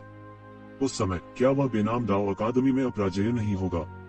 हालांकि अगर वह सार रक्त के पूल के अलावा उन्नत गहन मृत्यु चरण में प्रवेश करना चाहता था, जो उसे अंतहीन शक्ति प्रदान कर सकता था, जुबान गोलियां अभी भी अपर्याप्त थीं। हालांकि दसियों लाख जुबान की गोलियां बहुत अधिक लग रही थी, फिर भी उन्हें आगे बढ़ने के लिए अपने तलवार डाओ अवतार और मुट्ठी डाओ अवतार दोनों को अपग्रेड करना पड़ा। दूसरे शब्दों में इन दो मार्शल डाओ अवतारों को एक पूरे नए क्षेत्र में आगे बढ़ना था। यह जुबान पिल्स की भारी मात्रा में खपत करेगा। 10 मिलियन जुबान की गोलियां बस पर्याप्त नहीं थीं। उसे कम से कम 1 करोड़ और जुबान की गोलियों की आवश्यकता होगी। यह एक ही समय में 2 मार्शल डाओ अवतारों को संघनित करने की कठिनाई थी। यदि वह और भी अधिक मार्शल डाओ अवतारों को विकसित करना और संघनित करना जारी रखता है तो उसे जिस धन की आवश्यकता होगी वह और भी अधिक खगोलीय होगा। आखिरकार उनकी शक्तिशाली लड़ाई की ताकत बिना कीमत के आना असंभव था। क्या तुमने उस येज़िवेन के बारे में सुना है? 2 आकृतियां येज़िवेन के पास से गुजरी। एक लंबा था और दूसरा छोटा था। उनके चेहरे पर अजीब भाव थे और कोई नहीं जानता था कि वे किस जाति के थे। असंख्य लोगों में मानव रूप में रूपांतरित होना एक प्रमुख प्रवृत्ति थी। हालांकि राक्षसों की तरह कई जातियों ने अभी भी अपनी मूल दौड़ की विशेषताओं को बरकरार रखा है। मैं इसके बारे में कैसे नहीं सुन सकता था। यह मामला वास्तव में हाल ही में फूट पड़ा है। हम दिव्य संघ के साथ सेना में शामिल हो गए और 100 से अधिक गहरे क्षेत्र के विशेषज्ञ वास्तव में अकेले उनके द्वारा मारे गए। इस तरह की लड़ाई की ताकत बस भयानक है, यहाँ तक कि मैं यह कहने का साहस भी नहीं कर सकता कि मैं एक गहन लोक विशेषज्ञ को मार सकता हूँ जो मुझसे 2 लोक नीचे है। छोटे आदमी ने कहा। छोटे कद के व्यक्ति के चेहरे पर भी दुख के भाव थे। सौभाग्य से वह नहीं था जो गया था, नहीं तो वह अब यहाँ खड़े होकर बात नहीं कर पाते। कौन कल्पना कर सकता था कि 10 विशेषज्ञों का संयुक्त हमला जो येज़िवेन के समान स्तर पर थे, 2 विशेषज्ञ जो उनसे उच्च स्तर पर थे और दर्जनों विशेषज्ञ जो गहन जीवन क्षेत्र के शिखर पर थे, वास्तव में एक जूनियर द्वारा पूरी तरह से सत्यानाश। अगर यह पहले से ही नहीं हुआ होता तो संभावना थी कि कोई भी इस तरह की बेतुकी बात पर विश्वास नहीं करता। हाँ, उसके लिए ऐसी बात बहुत हास्यास्पद थी। सौभाग्य से हम इस मामले में शामिल नहीं थे, नहीं तो अब हम ही मर रहे होते। हालांकि यह येज़िवेन कहाँ से आई? लंबे आदमी से पूछा। मुझे यकीन नहीं है। मैंने सुना है कि वह प्राचीन दानव क्षेत्र से है। हालांकि वह निश्चित रूप से इस बार मर चुका है। मुझे लगता है कि वह वास्तव में ऐसा करने की हिम्मत करने के लिए पागल होना चाहिए। ऐसा कहा जाता है कि एक मिथिकल रियलम पैलेस मास्टर को व्यक्तिगत रूप से उसे और प्राचीन दानव क्षेत्र के सभी मनुष्यों को मारने के लिए लामबंद किया जाएगा। छोटे आदमी ने अपने चेहरे पर जानलेवा नजर के साथ कहा। प्राचीन दानव क्षेत्र में सभी मनुष्यों को मार डालो। इस वाक्य ने तुरंत येज़िवेन का ध्यान आकर्षित किया। हत्या के अचूक इरादे से उसकी आंखें टिमटिमा उठी। शायद इसलिए कि दोनों स्वर्ग बंजब भूमि मंदिर के शिविर में थे, उनमें थोड़ी सी भी सतर्कता नहीं थी। उनमें अपने ही लोगों के प्रति रत्ती भर भी सतर्कता नहीं थी। यह सही है। इस बार हम उस प्राचीन पूर्वज संप्रदाय को उखाड़ फेंकेंगे जिसने इस दुनिया पर कब्जा कर रखा है और सैकड़ों हजारों वर्षों से हमारे खिलाफ है। इस आंतरिक खतरे से छुटकारा पाने के बाद हम सीधे प्राचीन दानव क्षेत्र में जाएंगे और वहां सभी मनुष्यों का वध करेंगे। यह उन लोगों के लिए एक चेतावनी के रूप में काम करेगा जो स्वर्ग बंजब भूमि मंदिर को भड़काने का साहस करते हैं। कोई भी कीमत चुकाए बिना स्वर्ग बंजब भूमि मंदिर को भड़का नहीं सकता। छोटे आदमी ने ठंडेपन से कहा। प्राचीन दानव क्षेत्र की नींव और क्षेत्र है। इसमें जो खजाने हैं वे केवल ईर्ष्यापूर्ण हैं। कौन जानता है कि कितने दानव देवता, राजा और यहाँ तक दानव सम्राट प्राचीन दानव क्षेत्र में प्रकट हुए हैं।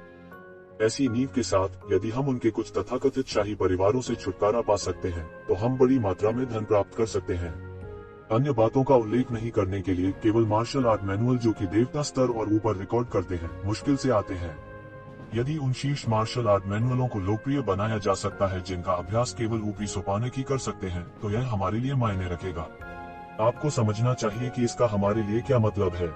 यदि प्राचीन दानव क्षेत्र को स्वर्ग क्षेत्र के पिछले आक्रमण में भारी नुकसान नहीं हुआ है और अभी तक ठीक नहीं हुआ है, तो हम प्राचीन दानव क्षेत्र को देखने का साहस कैसे करेंगे? छोटे आदमी ने व्यंग्य से कहा। हालांकि प्राचीन दानव क्षेत्र जैसी दुनिया जो कभी बेहद शानदार थी, उससे निपटना बहुत मुश्किल है। हो सकता है कि कुछ भयानक नींव पीछे छूट गई हो। मुझे डर है कि हम इससे निपटने में सक्षम नहीं हो सकते हैं, विशेष रूप से इस तरह की शक्तिशाली दुनिया जिसने सम्राट स्तर के अस्तित्व का निर्माण किया है। यह और भी भयावह है। यदि पीछे कोई जादुई हथियार बचा है, तो यह हमारी पूरी अभियान टीम को नष्ट करने के लिए पर्याप्त है। लंबा आदमी मदद नहीं कर सकता था, लेकिन कुछ चिंता के साथ कहता था, इससे क्या फर्क पड़ता है? वैसे भी अगर आसमान गिरता भी है तो इसका समर्थन करने के लिए अभी भी मिथक स्तर के विशेषज्ञ हैं। हम दो महत्वहीन गहन जीवन क्षेत्र विशेषज्ञ इसके बारे में चिंता कैसे कर सकते हैं? छोटे आदमी ने व्यंग्य से कहा। लेकिन हमें सावधान रहना होगा। हालांकि ये ज़िवेन गायब हो गया है, हमें किसी भी समय खोज में घसीटा जा सकता है। अगर हम उसका सामना करते हैं तो हम बड़ी मुसीबत में पड़ जाएंगे। लंबे आदमी ने कहा, इसमें डरने की क्या बात है? मैंने अंदर से सुना है कि ये ज़िवेन का मामला पहले ही स्वर्ग बंजर भूमि युद्ध दस्ते के उन शैतानों द्वारा ले लिया गया है। मुझे लगता है कि आपको भी पता होना चाहिए कि वे किस तरह के संकी हैं। उनमें से कोई भी एक छोटे बल के नेता को आसानी से मार सकता है और उनमें से कुछ एक छोटे बल का सफाया करने के लिए एक टीम भी बना सकते हैं। इन शैतानों की तुलना में ये ज़िवेन क्या है? छोटे आदमी ने उदासीनता से कहा। उनकी आवाजें और दूर होती जा रही थी। ये ज़िवेन की भौहें तनी थी। उसने इन दो लोगों के बीच हुई बातचीत से कई अहम जानकारियां हासिल की थी। इस अभियान के बाद सेना ने तथाकथित प्राचीन पूर्वज धर्म से निपटा। वे शायद उजाड़ पुरातनता के अभियान पर जाएंगे। इतनी बड़ी सेना को देखकर ही ये ज़िवेन को लगा कि उसका खून ठंडा हो गया है। उल्लेख नहीं करने के लिए यह प्राचीन बेरेंस के लिए एक आपदा थी। ऐसी सेना शायद पूरे आदि युग का सफाया करने के लिए काफी थी। इससे वह बेचैन हो गया। हालांकि हेवन वेस्टलैंड पैलेस और डिवाइन एलायंस के लोगों ने उसे अभी तक नहीं पाया था। यदि वह इस समय बच जाता तो वह बहुत जल्दी हेवन वेस्टलैंड पैलेस और ईश्वरीय गठबंधन के लोगों को सचेत कर देता। उस समय वह शायद एक अंतहीन खोज का सामना करेगा। उन्हें विश्वास नहीं था कि दो महान शक्तियों के बीच एक भी ट्रैकिंग विशेषज्ञ नहीं था। उसे डर था कि अगर उसने अपने बारे में थोड़ा सा भी पता लगा लिया तो उसका बचना बहुत मुश्किल होगा। हालांकि ये ज़िवेन ने हेवन वेस्टलैंड युद्ध दस्ते के बारे में नहीं सुना था, लेकिन वह छोटे आदमी के शब्दों से कुछ अनुमान लगा सकता था। उनमें से कोई भी एक छोटे बल के नेता को आसानी से मार सकता था। वह किस प्रकार की शक्तिशाली युद्ध शक्ति थी? स्वर्गीय क्लेश के दौरान यहाँ तक एक छोटे बल का एक नेता भी कम से कम अंतिम गहन मृत्यु चरण या यहाँ तक चरम गहन मृत्यु चरण का अस्तित्व होगा। हालांकि वह अभी भी उनके द्वारा आसानी से मारा जाएगा। इससे मोटे तौर पर यह निर्धारित किया जा सकता है कि हेवन वेस्टलैंड युद्ध दस्ते के सदस्यों की ताकत शायद पीक प्रोफाउंड डेथ स्टेज से कम नहीं थी। चरम गहन मृत्यु अवस्था और उससे ऊपर के विशेषज्ञों से बना एक शक्तिशाली युद्ध दस्ता। इसके बारे में सोचना ही काफी था यह समझने के लिए कि यह कितना भयानक था। यह स्वर्ग बंजर भूमि महल का तुरुप का पत्ता और तुरुप का पत्ता होना चाहिए। अब जबकि उसके मामलों को ये लोग अपने हाथ में ले रहे थे, तो उस पर दबाव निस्संदेह एक नए स्तर तक बढ़ जाएगा। उसके दिल में दबाव भी बढ़ रहा था। इसे भूल जाओ, मुझे पहले मेरे सामने मामला सुलझाना होगा, ये ज़िवेन ने कहा। ये ज़िवेन के दिमाग में अचानक एक और विचार आया। लेट प्रोफाउंड डेथ स्टेज में एक बार में कदम रखने के लिए उसे अभी भी करोड़ों हुआन गोलियों की जरूरत थी। हालांकि लाखों शान गोलियों के इस अंतर को भरना इतना आसान नहीं था। आखिरकार जब तक वह हेवन वेस्टलैंड पैलेस और डिवाइन एलायंस के विशेषज्ञों से नहीं मिला, तब तक उसे ये करोड़ों जुबान की गोलियां कहां से मिलेंगी? हालांकि यह अब अलग था। हेवन वेस्टलैंड पैलेस की सेना इकट्ठी हो गई थी और प्राचीन पूर्वज संप्रदाय पर आक्रमण करने वाली थी। ऐसा ही हुआ कि वह शांत जल में मछली पकड़ सकता था। यह संप्रदाय इतने वर्षों तक स्वर्ग बंजर भूमि महल का सामना करने में सक्षम था। कोई कल्पना कर सकता है कि इस संप्रदाय की नींव कितनी गहरी थी। यदि वह उनका खजाना लूट सकता है, तो वह न केवल रातों रात धनी हो जाएगा। उस तरह की दौलत बस अकल्पनीय थी। वह अपनी खेती के लिए आवश्यक धन को भी संतुष्ट करने में सक्षम होगा। यदि यह कोई और समय होता, तो ऐसा विचार संभव नहीं होता। एक महान संप्रदाय का खजाना निश्चित रूप से अत्यंत महत्वपूर्ण था। कोई कैसे अनायास ही इस पर आक्रमण कर सकता है? यह बिल्कुल असंभव था। पहरेदार जरूर अनगिनत पहरेदार होंगे। हालांकि हेवन वेस्टलैंड पैलेस के बाहर आक्रमण बहुत जरूरी था, जिसने ये ज़िवेन के अंदर घुसने का सबसे अच्छा अवसर बनाया। इस तरह की अराजक स्थिति अशांत जल में मछली पकड़ने का सबसे अच्छा समय था। उसके मन में यह विचार आने के बाद वह उसे और दबा न सका। रात में घास के बिना घोड़ा मोटा नहीं होता। यदि यह अप्रत्याशित लाभ नहीं होता तो वह अपने वर्तमान स्तर तक नहीं पहुंच पाता। हालांकि यह कहा गया था कि धन खतरे से आता है और कुछ भी जोखिम में नहीं पड़ा, कुछ भी प्राप्त नहीं हुआ। खतरा निश्चित रूप से कई गुना बढ़ जाएगा। प्राचीन पूर्वज धर्म के लिए स्वर्ग बंजर भूमि महल के खिलाफ इतने लंबे समय तक संघर्ष करने में सक्षम होने के लिए यह बिल्कुल असंभव था कि उनके पास मिथक क्षेत्र का विशेषज्ञ नहीं था। इसलिए सबसे बड़ा दुश्मन जिसका सामना येज़ेवेन को चुपके से करना होगा वह प्राचीन पूर्वज धर्म के मिथक क्षेत्र के विशेषज्ञ होंगे। यदि वह किसी मिथक क्षेत्र के विशेषज्ञ द्वारा खोजा गया था तो उसके लिए बचना मुश्किल होगा। पहले वह कई बार रसातल दानव मास्टर के हाथों से बच निकला था। हालांकि ऐसा इसलिए था क्योंकि रसातल दानव मास्टर ने अपनी पूरी ताकत का इस्तेमाल नहीं किया था, नहीं तो वह बच नहीं पाता। इसलिए उनका किसी मिथक क्षेत्र विशेषज्ञ को कम आंकने का कोई इरादा नहीं था। हालांकि यह थोड़ा खतरनाक है। कम समय में उन्नत गहन मृत्यु अवस्था में कदम रखने का कोई अन्य तरीका नहीं है। मैं पूरी कोशिश करूंगा। येज़ेवेन ने अपने दांत पीस लिए। इस समय वह केवल एक फेंक पर सब कुछ दांव पर लगा सकता था। आकाश में युद्ध के बादल नीचे दबाए हुए पर्वत की तरह घने रूप से भरे हुए थे। उन्होंने दूरी में विशाल महाद्वीप को कवर किया। यह महाद्वीप प्राचीन पूर्वज धर्म की सबसे बड़ी और अंतिम पुश्तैनी भूमि हो।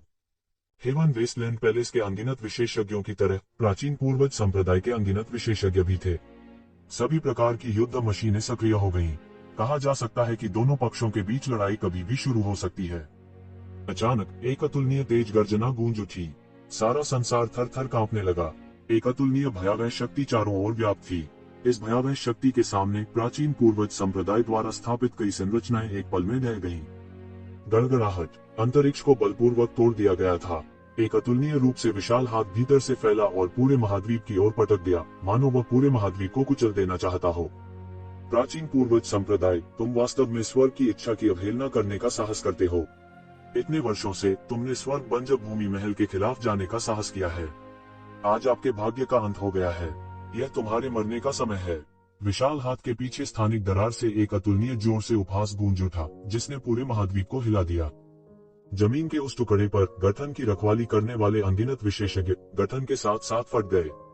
दुखद रूप से मरने से पहले उनके पास चीखने का समय भी नहीं था। कितना अहंकारी स्वर है। यदि आप प्राचीन पूर्वज संप्रदाय को नष्ट करना चाहते हैं तो आइए देखें कि आपके स्वर्ग बंजर भूमि महल में इतनी तेज जीभ है या नहीं। अचानक एक आश्चर्यजनक कृपाण चमक सीधे महाद्वीप की गहराई से फिसल गई, सीधे विशाल हाथ को टुकड़ों में काट दिया। यह आध्यात्मिक ची से भरे आकाश में बदल गया जो बह गया। इस अतुलनीय भयानक टक्कर के बाद दोनों पक्षों के विशेषज्ञों को पूरी तरह से किसी प्रकार का आदेश प्राप्त हुआ और बाहर निकल गया। उस दरार के भीतर से एक विशाल आकृति निकली। जब उन्होंने ट्रांसेंडेंस वर्ल्ड मिस्टिक का इस्तेमाल किया तो यह असाधारण रूप से शक्तिशाली था। इस लंबे आकृति के आसपास का स्थान स्पष्ट रूप से विकृत था, जिससे उसका चेहरा स्पष्ट रूप से देखना असंभव हो गया था। कोई केवल स्पष्ट रूप से देख सकता था कि वह एक अत्यंत भयावह विशेषज्ञ था, एक मिथक क्षेत्र विशेषज्ञ। येज़ेवेन तुरंत हौंफने लगी।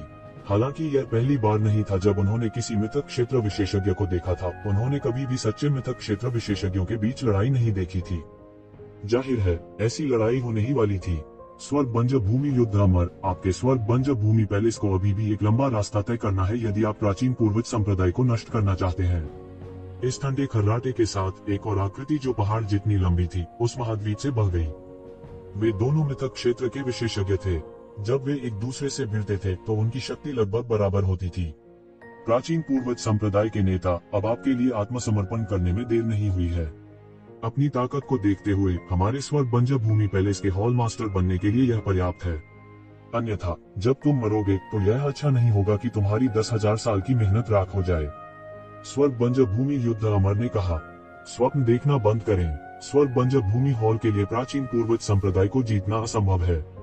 प्राचीन पूर्वज संप्रदाय के पितामह ने ठंडेपन से कहा।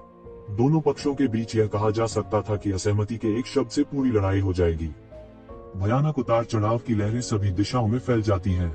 दोनों पक्षों के कई शिष्यों के पास प्रतिक्रिया करने का समय भी नहीं था, इससे पहले कि वे इस विशाल सदमा के तहत दुखद रूप से मर गए। कितना भयानक दृश्य था वह। हेवन वेस्टलैंड हॉल के विशेषज्ञों की टीम के बाद टीम चिल्लाई जब उन्होंने प्राचीन पूर्वज संप्रदाय की ओर आरोप लगाया। जवानों के दल बल ने दल दल पार किया। स्वर्ग बंजर भूमि हॉल के दाव सैनिकों के साथ आकाश घनी तरह से भरा हुआ था। ये दाव सैनिक आम विशेषज्ञों से अलग थे। सैन्य गठन में उनकी शक्ति को सीमा तक बढ़ाया जा सकता था। प्राचीन पूर्वज संप्रदाय की ओर कई दाव सैनिक बाहर निकल रहे थे। यदि कोई उच्चतम बिंदु से देखे तो यह दो भयानक धाराओं के टकराने जैसा होगा। दोनों पक्ष भयानक दक्षता के साथ एक दूसरे को मार रहे थे। वे एक दूसरे को मारने की पूरी कोशिश कर रहे थे। एक पल में अनगिनत लोगों के टुकड़े टुकड़े हो जाते। यह अज्ञात था कि प्रति सेकंड कितने लोग मरेंगे। प्राचीन पूर्वज संप्रदाय के लिए यह पहली बार था जब किसी ने उनके बेस कैंप में प्रवेश किया था। ऐसा पहले कभी नहीं हुआ था, इसलिए प्राचीन पूर्वज संप्रदाय के शिष्य थोड़े हड़बड़ा गए। हालांकि उनकी इच्छा और भी दृढ़ थी। यह उनकी मातृभूमि थी और पीछे हटने का कोई रास्ता नहीं था। प्राचीन संरचनाएं सक्रिय हुई। प्राचीन पूर्वज संप्रदाय के कई विशेषज्ञ जो कई वर्षों से एकांतवास में थे बाहर आए और स्वर्ग बंजर भूमि हॉल के विशेषज्ञों को मार डाला। स्वर्ग बंजर भूमि हॉल की ओर और भी विशेषज्ञ थे।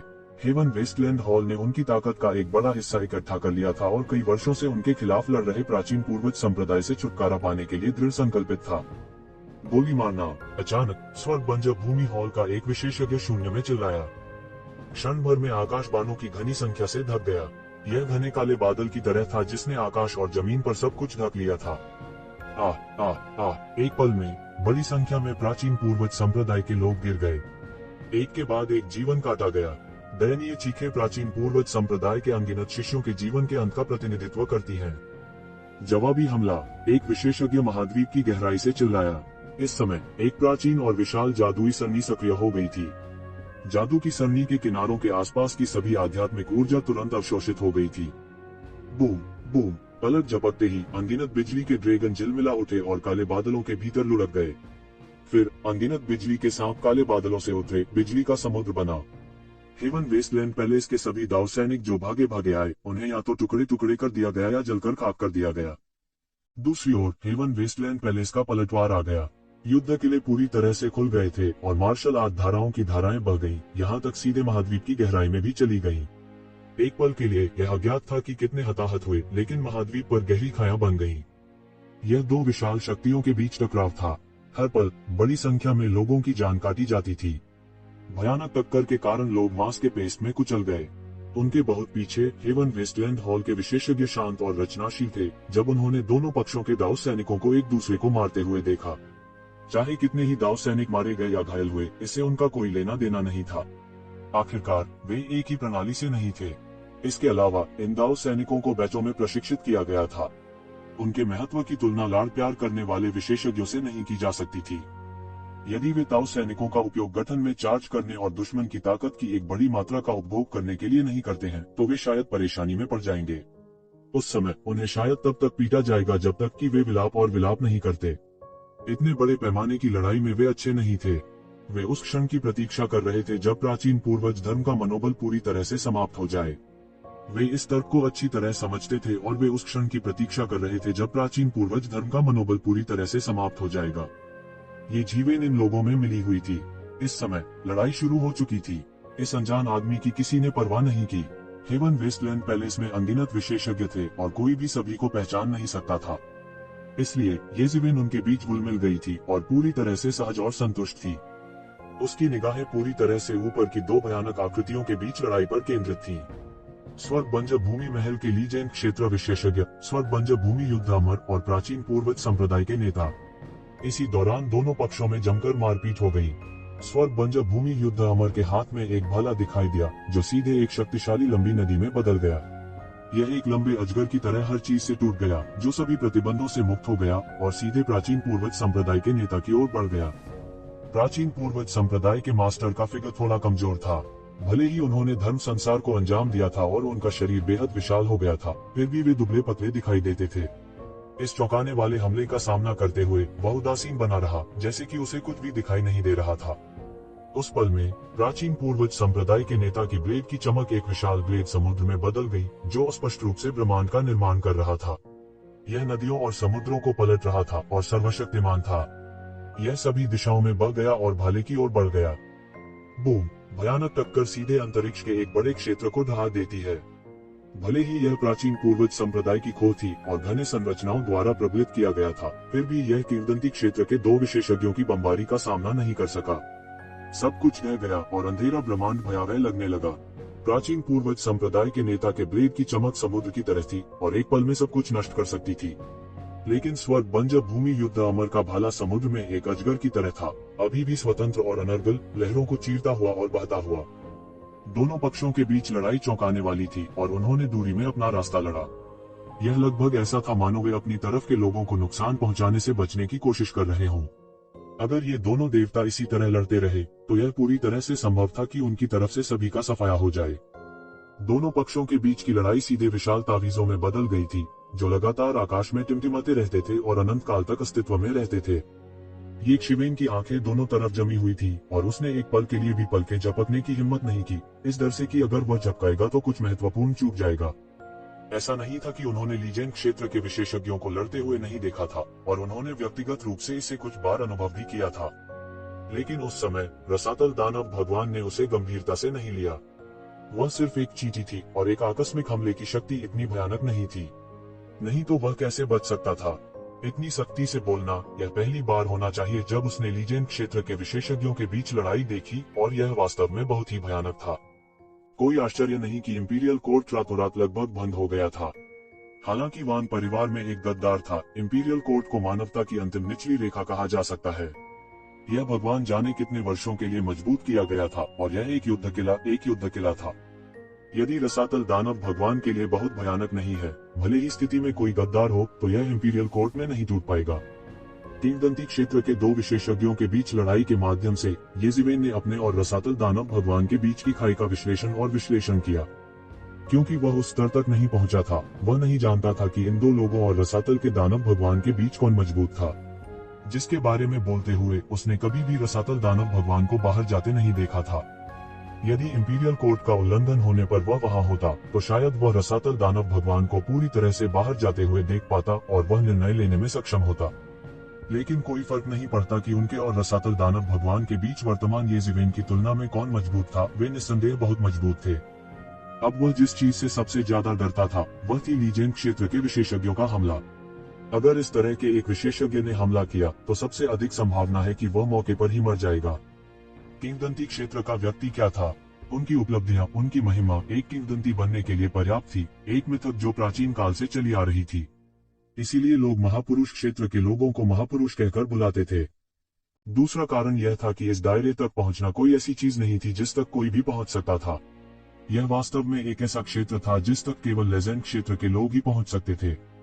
येज़िवेन के लिए इस तरह की लड़ाई अभी भी बहुत दूर थी, लेकिन जो चीजें प्रदर्शित की गई वे ऐसी चीजें थी जो वह सीख सकता था।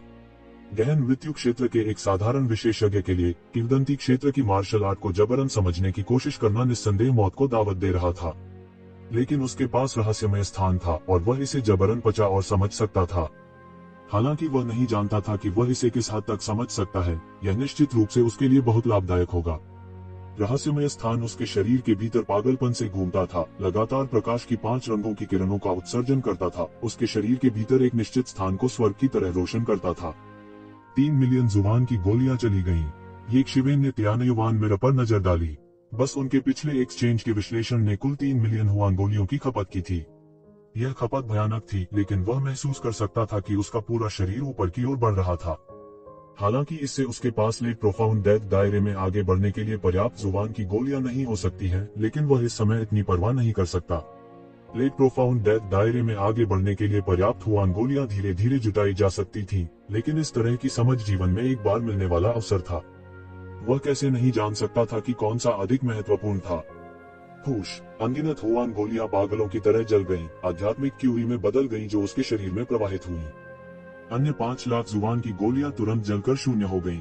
वह केवल अपने दांत पीस सकता था और सह सकता था। उसके पास अभी भी 1 करोड़ जुबान की गोलियां थीं, जो कुछ समय तक चल सकती थीं। वह महसूस कर सकता था कि उसका क्षेत्र ऊपर की ओर बढ़ रहा है और उसने एक उच्च क्षेत्र को हल्के से समझ लिया था। विशेष रूप से प्राचीन पूर्वज धर्म के नेता, उनकी ब्लेड तकनीक ने येज़िवेन को ऐसा महसूस कराया जैसे कि उनके क्षितिज को विस्तृत कर दिया गया हो। ऐसे में ब्लेड तकनीक का इस्तेमाल किया जा सकता है। कानून के तावीजों को ब्लेड आभा के स्थान पर इस्तेमाल किया जा सकता है, जो हर चीज को झाड़ू और काट देता है। वह महसूस कर सकता था कि कृपाण दाव और भाला दाव में उसकी खेती एक पागल दर से बढ़ रही थी।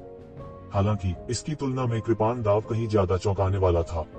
उनके पास अपने अगले मार्शल आर्ट अवतार के लिए पहले से ही एक स्पष्ट दिशा थी, जो कि ब्लेड तकनीक का अवतार था। एक साधारण व्यक्ति के लिए भले ही वे यह समझ सके कि मिथक क्षेत्र के दो विशेषज्ञों के बीच लड़ाई असाधारण थी, फिर भी वे भ्रमित होंगे। उनके लिए कुछ समझना पहले से ही बहुत मुश्किल था। ये जीवेन के लिए जुबान क्यूई को पागलों की तरह आत्मसात करना और समझना असंभव था। 1 लाख, 5 लाख, 10 लाख अनगिनत हुआन कोर तेजी से जल रहे थे और रहस्यमय अंतरिक्ष में बह रहे थे। वे तेजी से घूम रहे थे और विश्लेषण कर रहे थे। हर बार जब वह किसी चीज का विश्लेषण करता था तो वह महसूस कर सकता था कि उसका दायरा लगातार बढ़ रहा है। हालांकि यह अभी भी सीधे ताकत में बदलने में असमर्थ था, इसने उसकी भविष्य की ताकत के लिए बहुत ठोस नींव रखी थी। वह महसूस कर सकता था कि यद्यपि उसकी शक्ति में वृद्धि नहीं हुई थी, क्षेत्र की उसकी समझ गहरी हो गई थी।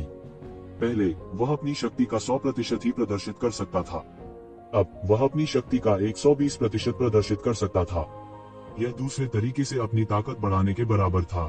यही कारण भी था कि उसी दायरे में कुछ लोग ऐसे भी थे जो दूसरों से कहीं ज्यादा ताकतवर थे। इसका कारण यह था कि उन्हें क्षेत्र की उच्च समझ थी। उन्हीं परिस्थितियों में वे जो शक्ति प्रदर्शित कर सकते थे वह भी दूसरों से कहीं अधिक श्रेष्ठ थी। बहुत दिनों के बाद उसे ऐसा लगा जैसे 1000 वर्ष या 10,000 वर्ष बीत गए हों। किसी भी मामले में यह बहुत लंबा समय था। वह ऐसा महसूस कर सकता था जैसे वह महान दाव के सागर में भटक रहा हो। जैसे ही वह इस भाव में अपने को खोने वाला था, यह भाव अचानक बंद हो गया। तभी उसे एहसास हुआ कि उसके शरीर में हुआन कोर लगभग समाप्त हो चुका था। यही कारण है कि वह रहस्यों को समझने से रुक गया था। यह भी कुछ ऐसा था जिसकी मदद नहीं की जा सकती थी। ग्रेट दाव को समझने के लिए करोड़ों जुबान कोर खर्च करने के बाद वह अंदर से बाहर तक एक पृथ्वी बिखरने वाले परिवर्तन से गुजरा था। मानो उसे ज्ञान हो गया हो। कई विचार जिन्हें वह अतीत में नहीं समझ पाया था, युद्ध को समझने के बाद अचानक स्पष्ट हो गए थे। ये सभी अनपेक्षित आश्चर्य थे। हालांकि यह अफसोस की बात थी कि उन्होंने पर्याप्त नहीं चुना था। यदि वह इस तरह महान दाव को समझना जारी रख सकता है तो वह किसी और चीज पर भरोसा किए बिना जबरदस्ती मृत्यु के दायरे में प्रवेश करने में सक्षम होगा। फिर भी हालांकि उसे थोड़ा पछतावा हुआ, फिर भी वह अपेक्षाकृत संतुष्ट था। कुछ भी बेहतर नहीं था।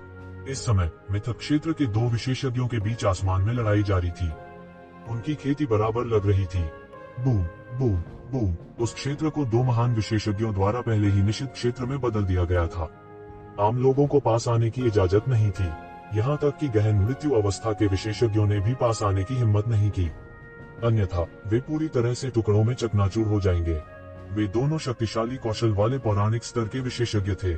ऐसा लगता है कि इस तरह के बीज समय के अंत तक बने रहने में सक्षम थे, जिसका कोई अंत नहीं था।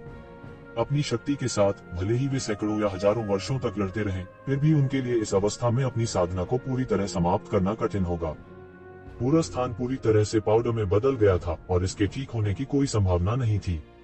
हर बार जब यह ठीक होने की कोशिश करता तो यह और भी अधिक शक्तिशाली शॉकवेव से बिखर जाता। यहाँ तक भीतर के अंतरिक्ष के नियम भी बाधित हो गए थे, जिससे इसे ठीक करना असंभव हो गया था। उनके नीचे दोनों ओर के दाव सैनिक पहले से ही भीषण युद्ध कर रहे थे। सबसे मध्य क्षेत्र में कोई नहीं जानता था कि कितने लोग मारे गए थे और कोई नहीं जानता था कि और कितने लोग मरेंगे। यह चक्की के पाठ जैसा था। ये दाव सैनिक अंदर घुसे और जमीन पर गिरकर मर गए। इस स्तर की लड़ाई में जब तक कि किसी देवता ने कार्रवाई नहीं की, तब तक किसी के जीवित रहने का कोई रास्ता नहीं था। वे बस अपना जीवन बर्बाद कर रहे होंगे। गड़गड़ाहट, एक के बाद एक उठते और गिरते हुए आसमान में हिंसक विस्फोटों की एक श्रृंखला सुनाई दी। यह ऐसा था जैसे अंतहीन आंधी चल रही हो। जब सभी ने सोचा कि इस तरह की लड़ाई समय के अंत तक जारी रहेगी, अचानक परिवर्तन हुआ। शून्य में एक लंबे ड्रैगन की तरह अंतरिक्ष के माध्यम से एक लंबा कोड़ा टूट गया और प्राचीन पूर्वज संप्रदाय की ओर बढ़ गया। टकराना, लंबा चाबुक एक लंबे भले की तरह था और यह प्राचीन पूर्वज संप्रदाय के नेता की छाती पर लगा। एक जोरदार धमाके के साथ प्राचीन पूर्वज संप्रदाय के नेता, जो एक पर्वत के समान लंबे थे, कोड़ते हुए भेजा गया। उसने एक कौर एसेंस ब्लड उगल दिया। यह सीधे दाव सैनिकों के समूह में गिर गया और अनगिनत दाव सैनिक जो समय पर चकमा नहीं दे सके, मौके पर ही मारे गए। दृश्य के अचानक परिवर्तन ने सभी को पूरी तरह से स्तब्ध कर दिया।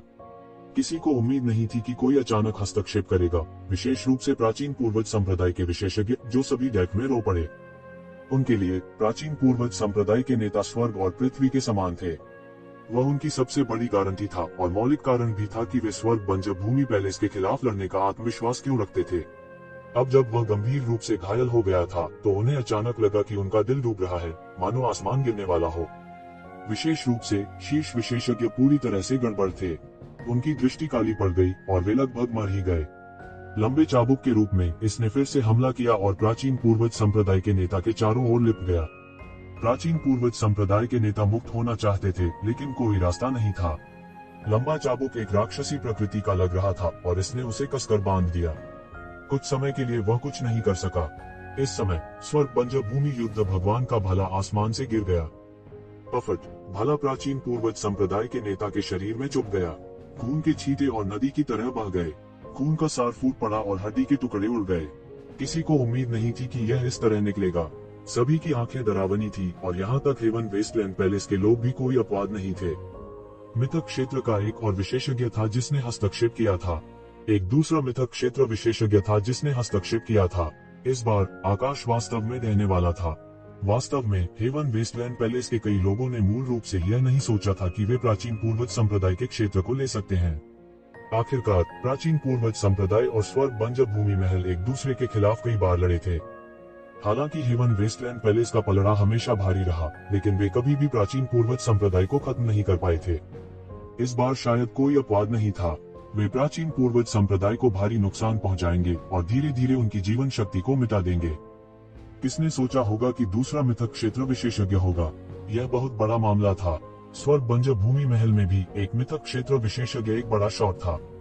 ये बड़े शॉट या तो हेवन वेस्टलैंड पैलेस की पुरानी खोह में खेती कर रहे थे या विभिन्न दुनिया के युद्ध क्षेत्रों पर लड़ रहे थे।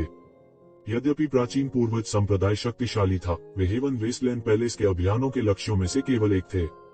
स्वर्ग बंजर भूमि महल की असली ताकत आम लोगों की कल्पना से बहुत परे थी। अन्यथा वे जुबान वर्ल्ड जैसी जगह पर हावी नहीं हो पाते। जुबान वर्ल्ड उनके लिए आधिपत्य के लिए लड़ने का केवल एक युद्ध क्षेत्र था।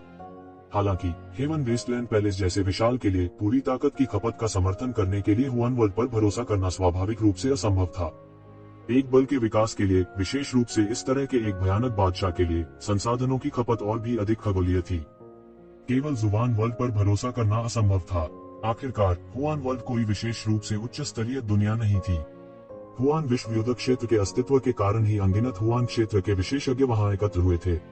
यही असली कारण था कि हुआन दुनिया अन्य सभी दुनियाओं से ऊपर थी। नतीजतन हेवन वेस्टलैंड पैलेस जैसे एक बादशाह ने गुप्त रूप से अनगिनत दुनिया को नियंत्रित किया। वे लगातार विभिन्न संसारों पर विजय प्राप्त कर रहे थे और उनके द्वारा लूटी गई संपत्ति का उपयोग हेवन वेस्टलैंड पैलेस के विशेषज्ञों की खेती का समर्थन करने के लिए या सीधे एक दुनिया का प्रबंधन करने के लिए किया गया था और फिर धन की एक अंतहीन धारा का उत्पादन किया गया था। यह ट्रू मार्शल डोमेन की तरह थोड़ा सा था। ट्रू मार्शल स्कूल के बैनर तले बड़े और छोटे कई देश थे जो सभी ट्रू मार्शल स्कूल के नियंत्रण में थे। ट्रू मार्शल स्कूल द्वारा इन देशों के उत्पादन को भी लगातार अवशोषित किया गया था। यही वजह थी कि ट्रू मार्शल स्कूल इतने सारे शिष्यों का पोषण कर सकता था, अन्यथा यह असंभव होगा। स्वर्ग बंजर भूमि महल की तरह एक विशाल के रूप में उन्हें जिन संसाधनों की आवश्यकता थी वे ट्रू मार्शल स्कूल से कई गुना अधिक थे। वे केवल एक एक करके दुनिया को जीत सकते थे। ऐसी परिस्थितियों में प्राचीन पूर्वज संप्रदाय भी स्वर्ग बंजर भूमि महल से टकरा गया। एक दुनिया को जीतना चाहता था जबकि दूसरा बाहर की ओर विस्तार करना चाहता था। यह अवश्यंभावी था कि वे टकराएंगे। दुर्भाग्य से प्राचीन पूर्वज संप्रदाय, जो अभी भी विकास के चरण में था, स्वर्ग बंजर भूमि पैलेस का सामना किया जो अपने चरम पर था। यह न केवल विस्तार करने में असमर्थ था बल्कि इसे बार बार दबा भी दिया गया था। सटीक रूप से क्योंकि जीतने के लिए कई दुनियाएं थीं, वे महान हस्तियां या तो अंतिम चौकी के माध्यम से तोड़ने के लिए एकांत में थीं या विभिन्न दुनियाओं को जीतते हुए अग्रिम पंक्ति में थीं। प्राचीन पूर्वज संप्रदाय को दबाने के लिए हेवन वेस्टलैंड पैलेस ने केवल एक महान व्यक्ति, हेवन वेस्टलैंड वॉर इमोर्टल को भेजा था। अप्रत्याशित रूप से इस समय एक दूसरी महान हस्ती प्रकट हुई थी। सभी को अचानक एहसास हुआ कि इस बार हेवन वेस्टलैंड पैलेस ने निश्चित रूप से प्राचीन पूर्वज संप्रदाय की बड़ी बाधा को मिटाने का मन बना लिया था। पीछे से उन्हें देख रहे एक महान व्यक्ति के साथ एक विशाल बल के साथ वे कैसे सहज महसूस कर सकते थे। जैसा कि कहा जाता है, कोई दूसरों को अपने बिस्तर के पास सोने की अनुमति कैसे दे सकता है। इस बार स्वर्ग बंजर भूमि महल वास्तव में उन्हें मारने वाला था। सुस्ती के एक पल के बाद हेवन वेस्टलैंड पैलेस के विशेषज्ञों ने एक के बाद एक प्रतिक्रिया व्यक्त की, केवल किसी को भीड़ से चिल्लाते हुए सुनने के लिए। हर कोई, आज प्राचीन पूर्वज संप्रदाय के विनाश का दिन है। अपना रास्ता मारो। जो कहा गया है उसके अनुसार हमें आधी फसल मिल सकती है। मारो। सभी की आंखें लाल हो गईं। हालांकि वे सब कुछ प्राप्त नहीं कर सके, फिर भी आधी फसल ही लोगों को उत्साहित करने के लिए पर्याप्त थी। कोई भी इस तरह के प्रलोभन का विरोध नहीं कर सकता था और एक के बाद एक वे आगे बढ़ते गए। मूल रूप से उन्हें डर था कि प्राचीन पूर्वज संप्रदाय के नेता उन पर हमला कर देंगे। अब जब प्राचीन पूर्वज संप्रदाय के नेता मरने वाले थे तो वे इतनी परवाह कैसे कर सकते थे। उन्होंने सीधे आरोप लगाया, इन लोगों के बीच तो जीवन का आंकड़ा भी मिला हुआ था और उन्होंने अराजकता का फायदा उठाया और सीधे प्राचीन पूर्वज महाद्वीप में आरोप लगाया। प्राचीन पूर्वज महाद्वीप बहुत बड़ा था, लेकिन इस समय यह पूरी तरह से गड़बड़ था। प्राचीन पूर्वज धर्मगुरु गंभीर रूप से घायल हो गए थे और यह अज्ञात था कि वे मृत थे या जीवित थे। संपूर्ण प्राचीन पूर्वज धर्म हवा में एक दीपक की तरह था, लगातार हिल रहा था और किसी भी समय पूरी तरह से नष्ट हो सकता था। जब ये जिवेन और हेवन वेस्टलैंड पैलेस के विशेषज्ञ प्राचीन पूर्वज महाद्वीप में पहुंचे तो यह आश्चर्यजनक रूप से चिकना था। उनके दाव सैनिक समूह को हेवन वेस्टलैंड पैलेस के दाव सैनिकों द्वारा पूरी तरह से ठप कर दिया गया था और वे मदद के लिए वापस नहीं लौट सकते थे। इसके अलावा इस समय मदद के लिए वापस आना लगभग बेकार था, क्योंकि प्राचीन पूर्वज धर्म गुरु जैसी पौराणिक हस्ती भी मरने वाली थी, तो वे ज्वार को कैसे मोड़ सकते थे। पौराणिक आकृतियों और पौराणिक क्षेत्र से नीचे के लोगों के बीच एक बड़ा अंतर था। वे पहले से ही परमेश्वर के क्षेत्र के संपर्क में आ चुके थे और नीचे के लोगों के लिए यह पूरी तरह से अकल्पनीय था। इस बार हेवन वेस्टलैंड पैलेस प्राचीन पूर्वजों के धर्म को एक झटके में खत्म करने के लिए 2 पौराणिक आंकड़े भेजने के लिए दृढ़ संकल्पित था। यदि प्राचीन पूर्वज धर्म गुरु प्राचीन पूर्वज महाद्वीप की रखवाली कर रहे थे तो 2 पौराणिक विशेषज्ञों के लिए भी कम समय में प्राचीन पूर्वज महाद्वीप में प्रवेश करना मुश्किल होगा। लेकिन इस बार हेवन वेस्टलैंड हॉल ने उसे बहला फुसला कर बाहर कर दिया और उसे यह सोचने पर मजबूर कर दिया कि यह पहले जैसा ही था कि केवल एक लीजेंड विशेषज्ञ था। उसके बाहर आने के बाद वे उसे सबसे महत्वपूर्ण क्षण में पूरी तरह से खत्म कर देंगे। यहाँ तक हेवन वेस्टलैंड पैलेस जैसी एक प्राचीन शक्ति जो अनगिनत वर्षों से अस्तित्व में थी, एक पौराणिक विशेषज्ञ को आसानी से नाराज नहीं करेगी। लेकिन एक बार नाराज होने के बाद केवल एक ही विकल्प था और वह था इस पौराणिक आकृति को पूरी तरह से मिटा देना। यहाँ तक सबसे कमजोर पौराणिक आकृति भी गहन जीवन क्षेत्र और गहन मृत्यु क्षेत्र विशेषज्ञों के लिए घातक खतरा पैदा कर सकती है। यदि वह भाग निकला और गुप्त रूप से उन गहन जीवन क्षेत्र और गहन मृत्यु क्षेत्र के विशेषज्ञों पर हमला किया तो नुकसान वास्तव में विनाशकारी होगा। उस समय पूरे प्राचीन पूर्वज महाद्वीप पर हमला करने का नुकसान इतना बड़ा नहीं हो सकता था। हर कोई प्राचीन पूर्वज महाद्वीप में विभिन्न स्थानों पर पहुंचा। संपूर्ण प्राचीन पूर्वज धर्म ने यहाँ अपना आधार स्थापित किया था और प्रबंधन की पीढ़ियों के बाद यह लंबे समय तक असामान्य रूप से समृद्ध हो गया था। सभी प्रकार के प्राकृतिक खजाने हर जगह देखे जा सकते थे और वे सभी कृत्रिम रूप से उगाए गए थे। आमतौर पर ये बड़े खजाने होंगे और यक्षवेन उन्हें एक एक करके ले जाएगा। हालांकि यक्षवेन इस समय कम परवाह नहीं कर सकती थी। वह अच्छी तरह जानता था कि वह हेवन वेस्टलैंड पैलेस से भोजन छीन रहा है। इसके अलावा वह हेवन वेस्टलैंड पैलेस के लोगों द्वारा खोजे जाने का जोखिम नहीं उठा सकता था। इसलिए प्राचीन पूर्वजों के महाद्वीप में प्रवेश करने से पहले 2 महान हस्तियों के भाग्य बनाने का एकमात्र तरीका था। अगर ऐसा होता तो इसका सही मायने में मतलब होता कि समय किसी का इंतजार नहीं करता। यहाँ हर मिनट और हर सेकंड उसके पतन की कुंजी हो सकता है। उसने जोखिम उठाने की हिम्मत नहीं की। उसने एक बड़ा कदम आगे बढ़ाया और एक विशाल तैरते हुए महल परिसर की ओर बढ़ा। उन्होंने सहज रूप से महसूस किया कि यह महल पूरे प्राचीन पूर्वज महाद्वीप में सबसे समृद्ध था। कई लोगों का उनके जैसा ही विचार था और वे सीधे हॉल की ओर उड़े। हालांकि पूरे मुख्य हॉल की रक्षा अभी भी बहुत मजबूत थी। सभी प्रकार की संरचनाएं सक्रिय हो गईं और मार्शल आर्ट की एक धार बह निकली। यह बहुत घना था। एक पल में हेवन वेस्टलैंड हॉल के कई विशेषज्ञ जो समय पर चकमा देने में असमर्थ थे, मौके पर ही मारे गए और खून की धुंध में बदल गए। मूल रूप से डाउ सोल्जर ग्रुप को नुकसान उठाना था और हमला करने का प्रभारी होना था।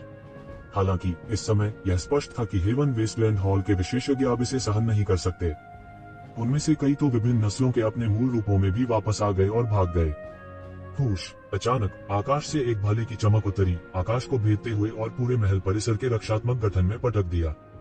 बूम! एक मशरूम का बादल ऊपर उठा और एक शॉक वेव बना।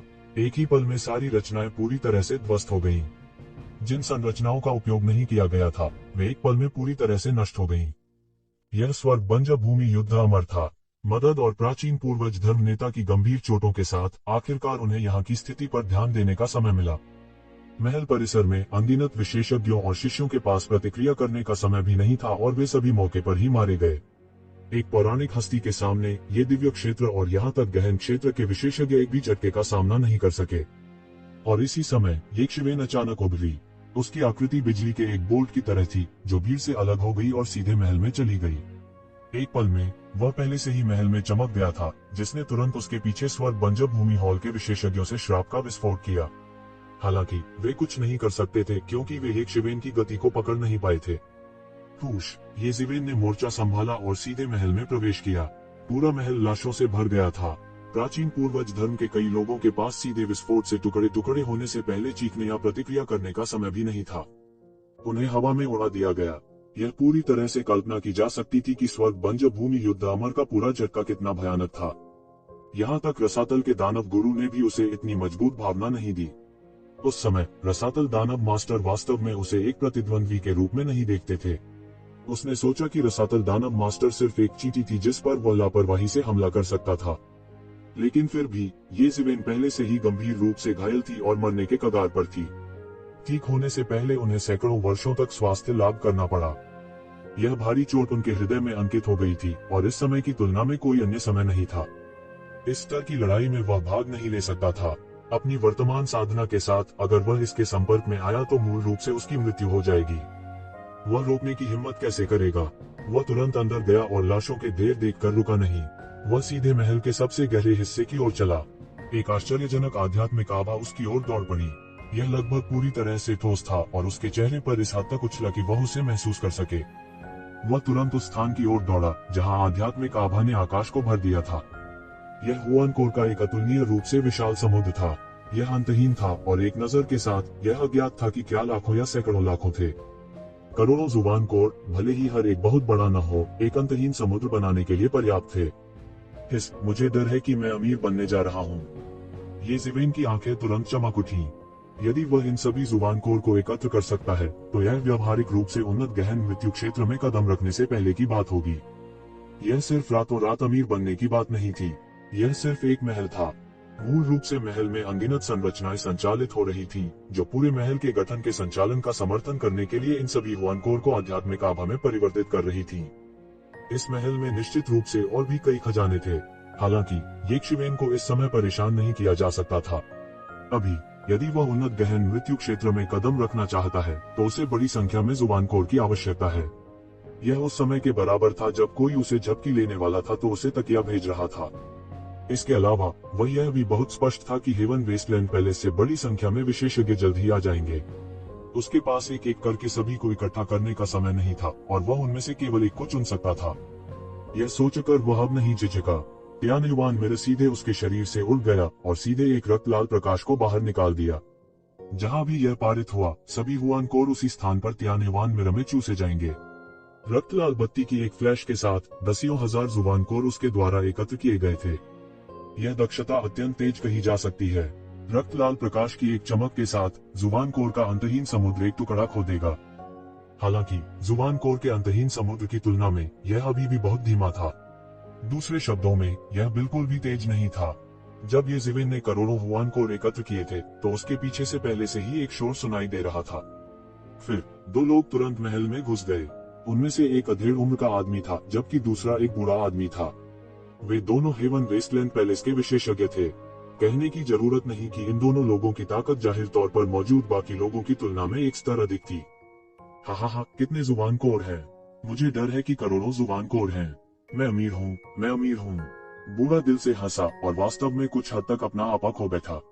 अपने स्तर पर किसी के लिए उसकी मनस्थिति बहुत पहले ही अत्यंत उच्च स्तर तक संवर्धित हो चुकी थी। कोई भी इन करोड़ों जुबानकोर के महत्व की अच्छी तरह से कल्पना कर सकता है जिससे वह अपना आपा खो सके। इतनी बड़ी संपत्ति का वर्णन करना पर्याप्त नहीं था। भले ही उसे इसका एक हिस्सा उच्च अधिकारी को देना पड़े, जब तक कि वह कुछ नहीं कहता किसी को पता नहीं चलेगा कि उसने कितना प्राप्त किया था। इसका अधिकांश हिस्सा अभी भी उसके हाथों में आ जाएगा। उस समय इन हुआनकोर के समर्थन से वह जो चाहता था उसे प्राप्त करने में सक्षम होगा और यहाँ तक मिथक दायरे में प्रवेश कर सकेगा। एक बार जब वह मिथक के दायरे में प्रवेश कर सकता है तो वह स्वर्ग बंजर भूमि महल के उच्च अधिकारियों में से एक होगा और अमरता के रहस्य के संपर्क में आने में सक्षम होगा। उसके पास महान सर्वोच्च महान दाव पर हमला करने का अवसर होगा। उसकी वर्तमान औसत स्थिति की तुलना कैसे की जा सकती है? स्टार पैलेस ओल्ड मॉन्स्टर, भ्रमित मत हो, यहाँ जुबानकोर मेरे हैं। अधेड़ उम्र के आदमी ने ठंडेपन से कहा। उनकी आंखें भी अंतहीन कट्टरता से भरी थीं। हॉन त्यानलिन, मुझे मत बताओ कि तुम अभी भी मेरे साथ प्रतिस्पर्धा करने की हिम्मत करते हो। Old star palace old monster का चेहरा तुरंत ठंडा हो गया। तो क्या हुआ? हान त्यानलिन ने ठंडेपन से कहा। उसकी आंखें भी शत्रुता से भरी थीं। क्या तुम बहुत अधिक खाने से नहीं डरते हो? यहाँ करोड़ों जुबानखोर हैं। स्टार पैलेस ओल्ड मॉन्स्टर ने मजाक में कहा। भले ही वह इन करोड़ों जुबानखोर का केवल 10वां हिस्सा प्राप्त कर सके, फिर भी वह रातों रात अमीर बन जाएगा। बहुत ज्यादा खाना भूख से मरने से बेहतर है। हान त्यानलिन ने स्टार पैलेस ओल्ड मॉन्स्टर को देखा और उदासीनता से कहा, यह बच्चा कौन है? रुको। इस समय ऐसा लग रहा था कि आखिरकार उन्होंने येक्षिवेन के अस्तित्व पर ध्यान दिया है और अचानक उग्र हो गए। यहाँ के धन को वे पहले ही अपना मान चुके थे और अब उन्होंने देखा कि कोई उनके धन को लूट रहा है। वे कैसे नाराज नहीं हो सकते थे? जब वे बात कर रहे थे, येज़िवेन ने पहले ही 5 मिलियन हुआन गोलियां एकत्र कर ली थीं। हालांकि यह अभी भी पर्याप्त नहीं था। उसके पास इन लोगों से निपटने का समय कैसे हो सकता था? उसने पहले ही तय कर लिया था कि उसे कम से कम 20 मिलियन जुबान की गोलियां इकट्ठी करनी होंगी, इससे पहले कि यह पर्याप्त हो। मुझे लगता है कि तुम सच में मौत को दावत दे रहे हो। हान त्यानलिन के हाथ अलग हो गए। सुनहरी रोशनी ने आकाश को भर दिया और येक्षिवेन की ओर इस तरह दौड़ी मानो वह सब कुछ चकनाचूर कर सकती है। विशाल और शक्तिशाली ऊर्जा लहर ने सब कुछ बिखरा दिया और येक्षिवेन की ओर बढ़ी। लेट प्रोफाउंड डेथ स्टेज की भयानक ताकत निस्संदेह इस समय प्रदर्शित हुई थी। येक्षिवेन ने इसे देखा तक नहीं। उसने सीधे अपनी हथेली खोली और अनंत स्वर्ण देवियां फैल गईं, जिससे एक स्वर्ण ढाल बन गई जिसने उसमें उसकी रक्षा की। गड़गड़ाहट। एक अतुलनीय जोर से गड़गड़ाहट गूंज उठी। हान त्यानलिन के हमले को वास्तव में येज़िवेन ने एक हाथ से रोक दिया था। इससे उनके आंदोलन पर कोई असर नहीं पड़ा। हान त्यानलिन, मुझे नहीं लगता कि तुम बहुत अधिक हो। तुम एक छोटे से late profound death stage cultivator से निपट भी नहीं सकते। मुझे लगता है कि तुम सिर्फ अपनी प्रतिष्ठा के योग्य नहीं हो।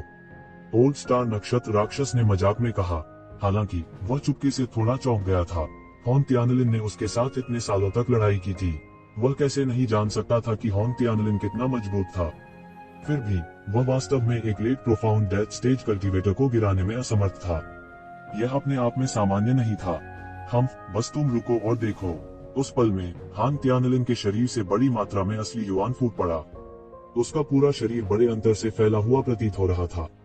उसके चारों ओर एक अतुलनीय रूप से विशाल युद्ध ध्वज अचानक दिखाई दिया।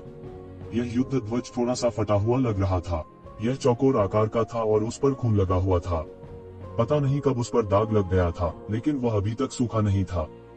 स्वोश। अचानक युद्ध का झंडा लहरा गया। असीम सार क्यूई सभी दिशाओं में बह गया। यह एक शीर्ष पायदान का गहरा हथियार भी था। मुझे लगता है कि तुम भी मौत को दावत दे रहे हो। जल्दी करो और भागो, इससे पहले कि मेरे पास तुम लोगों से निपटने का समय हो। अन्यथा मुझे असभ्य होने का दोष मत दो, येज़िवेन ने ठंडेपन से कहा। उसका पूरा शरीर कांप उठा। मिल्की वे की तरह उसके शरीर से एक विशाल और शक्तिशाली आभा निकली। यह एक चौंकाने वाली तलवार की रोशनी में बदल गया और सीधे युद्ध के झंडे की ओर जा गिरा। गड़गड़ाहट। यह एक और भयंकर टक्कर थी। हालांकि हान त्यानलिन का आक्रमण अभी भी येज़िवेन के लिए कुछ भी करने में असमर्थ था। येज़िवेन की भौहें तनी थीं। हान त्यानलिन ने हमला करते ही अपनी शक्तिशाली मार्शल शक्ति को उजागर कर दिया था।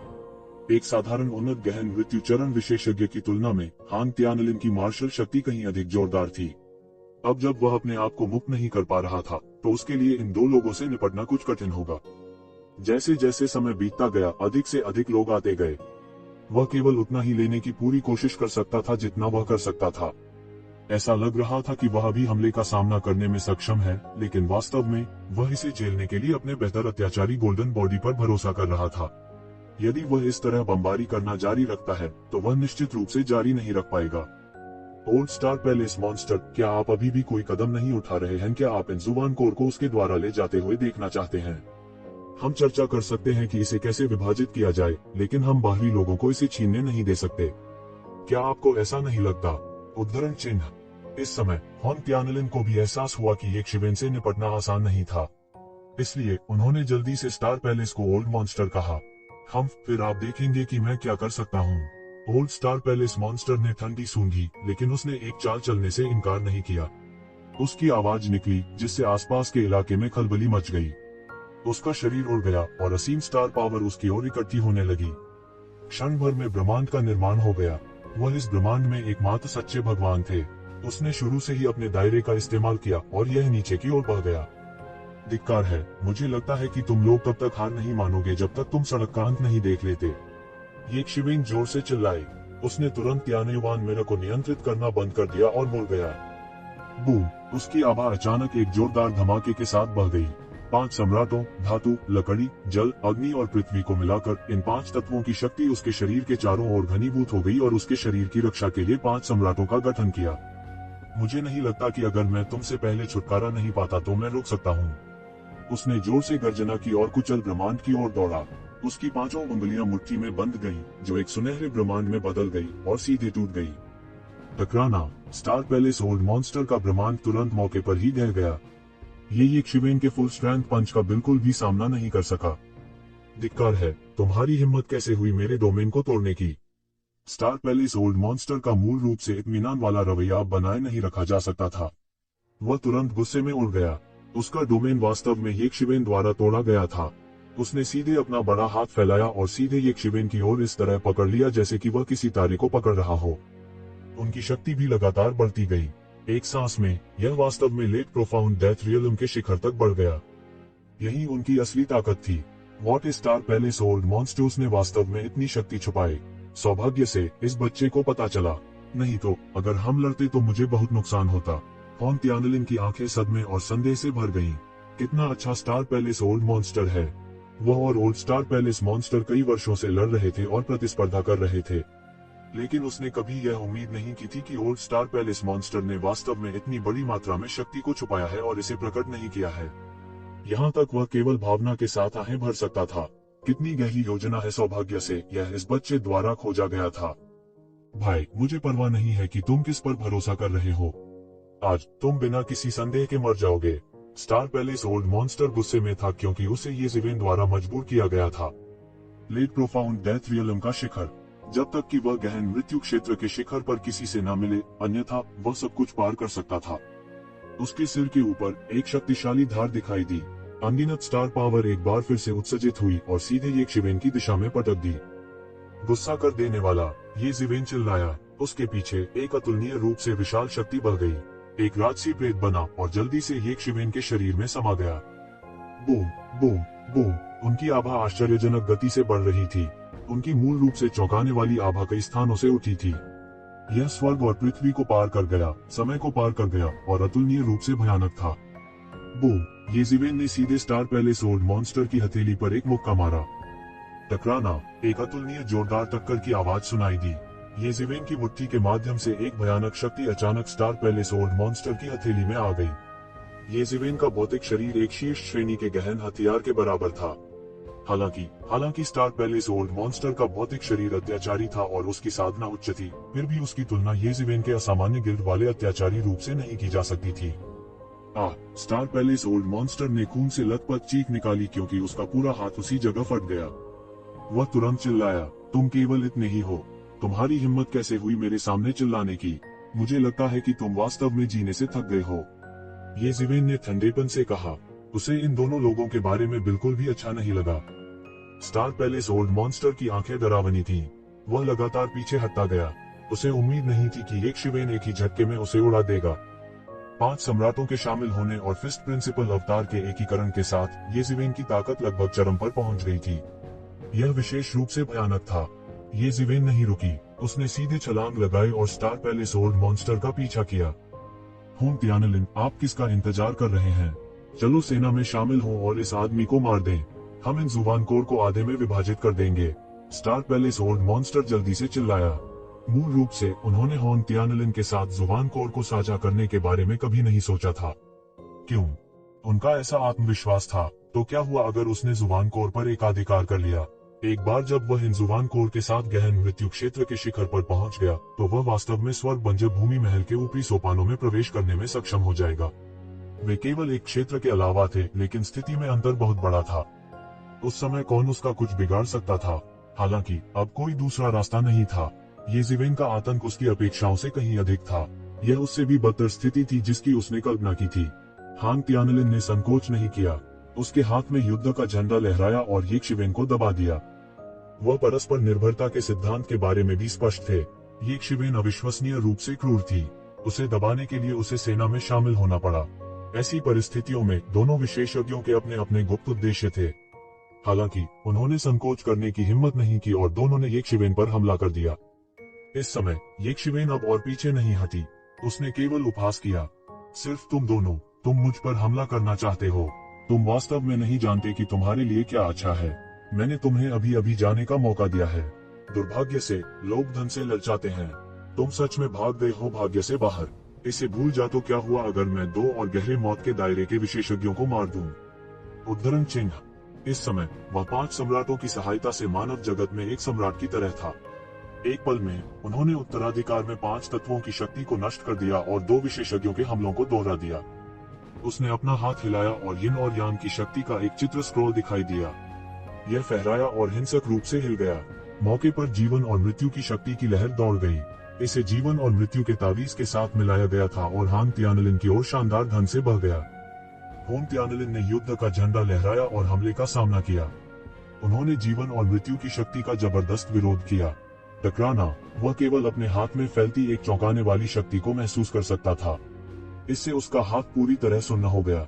वह बेहद हैरान था। मासूम सा लगने वाला यह आदमी अचानक से इतना भयानक हो गया था। मुझे लगता है कि तुम मौत को दावत दे रहे हो।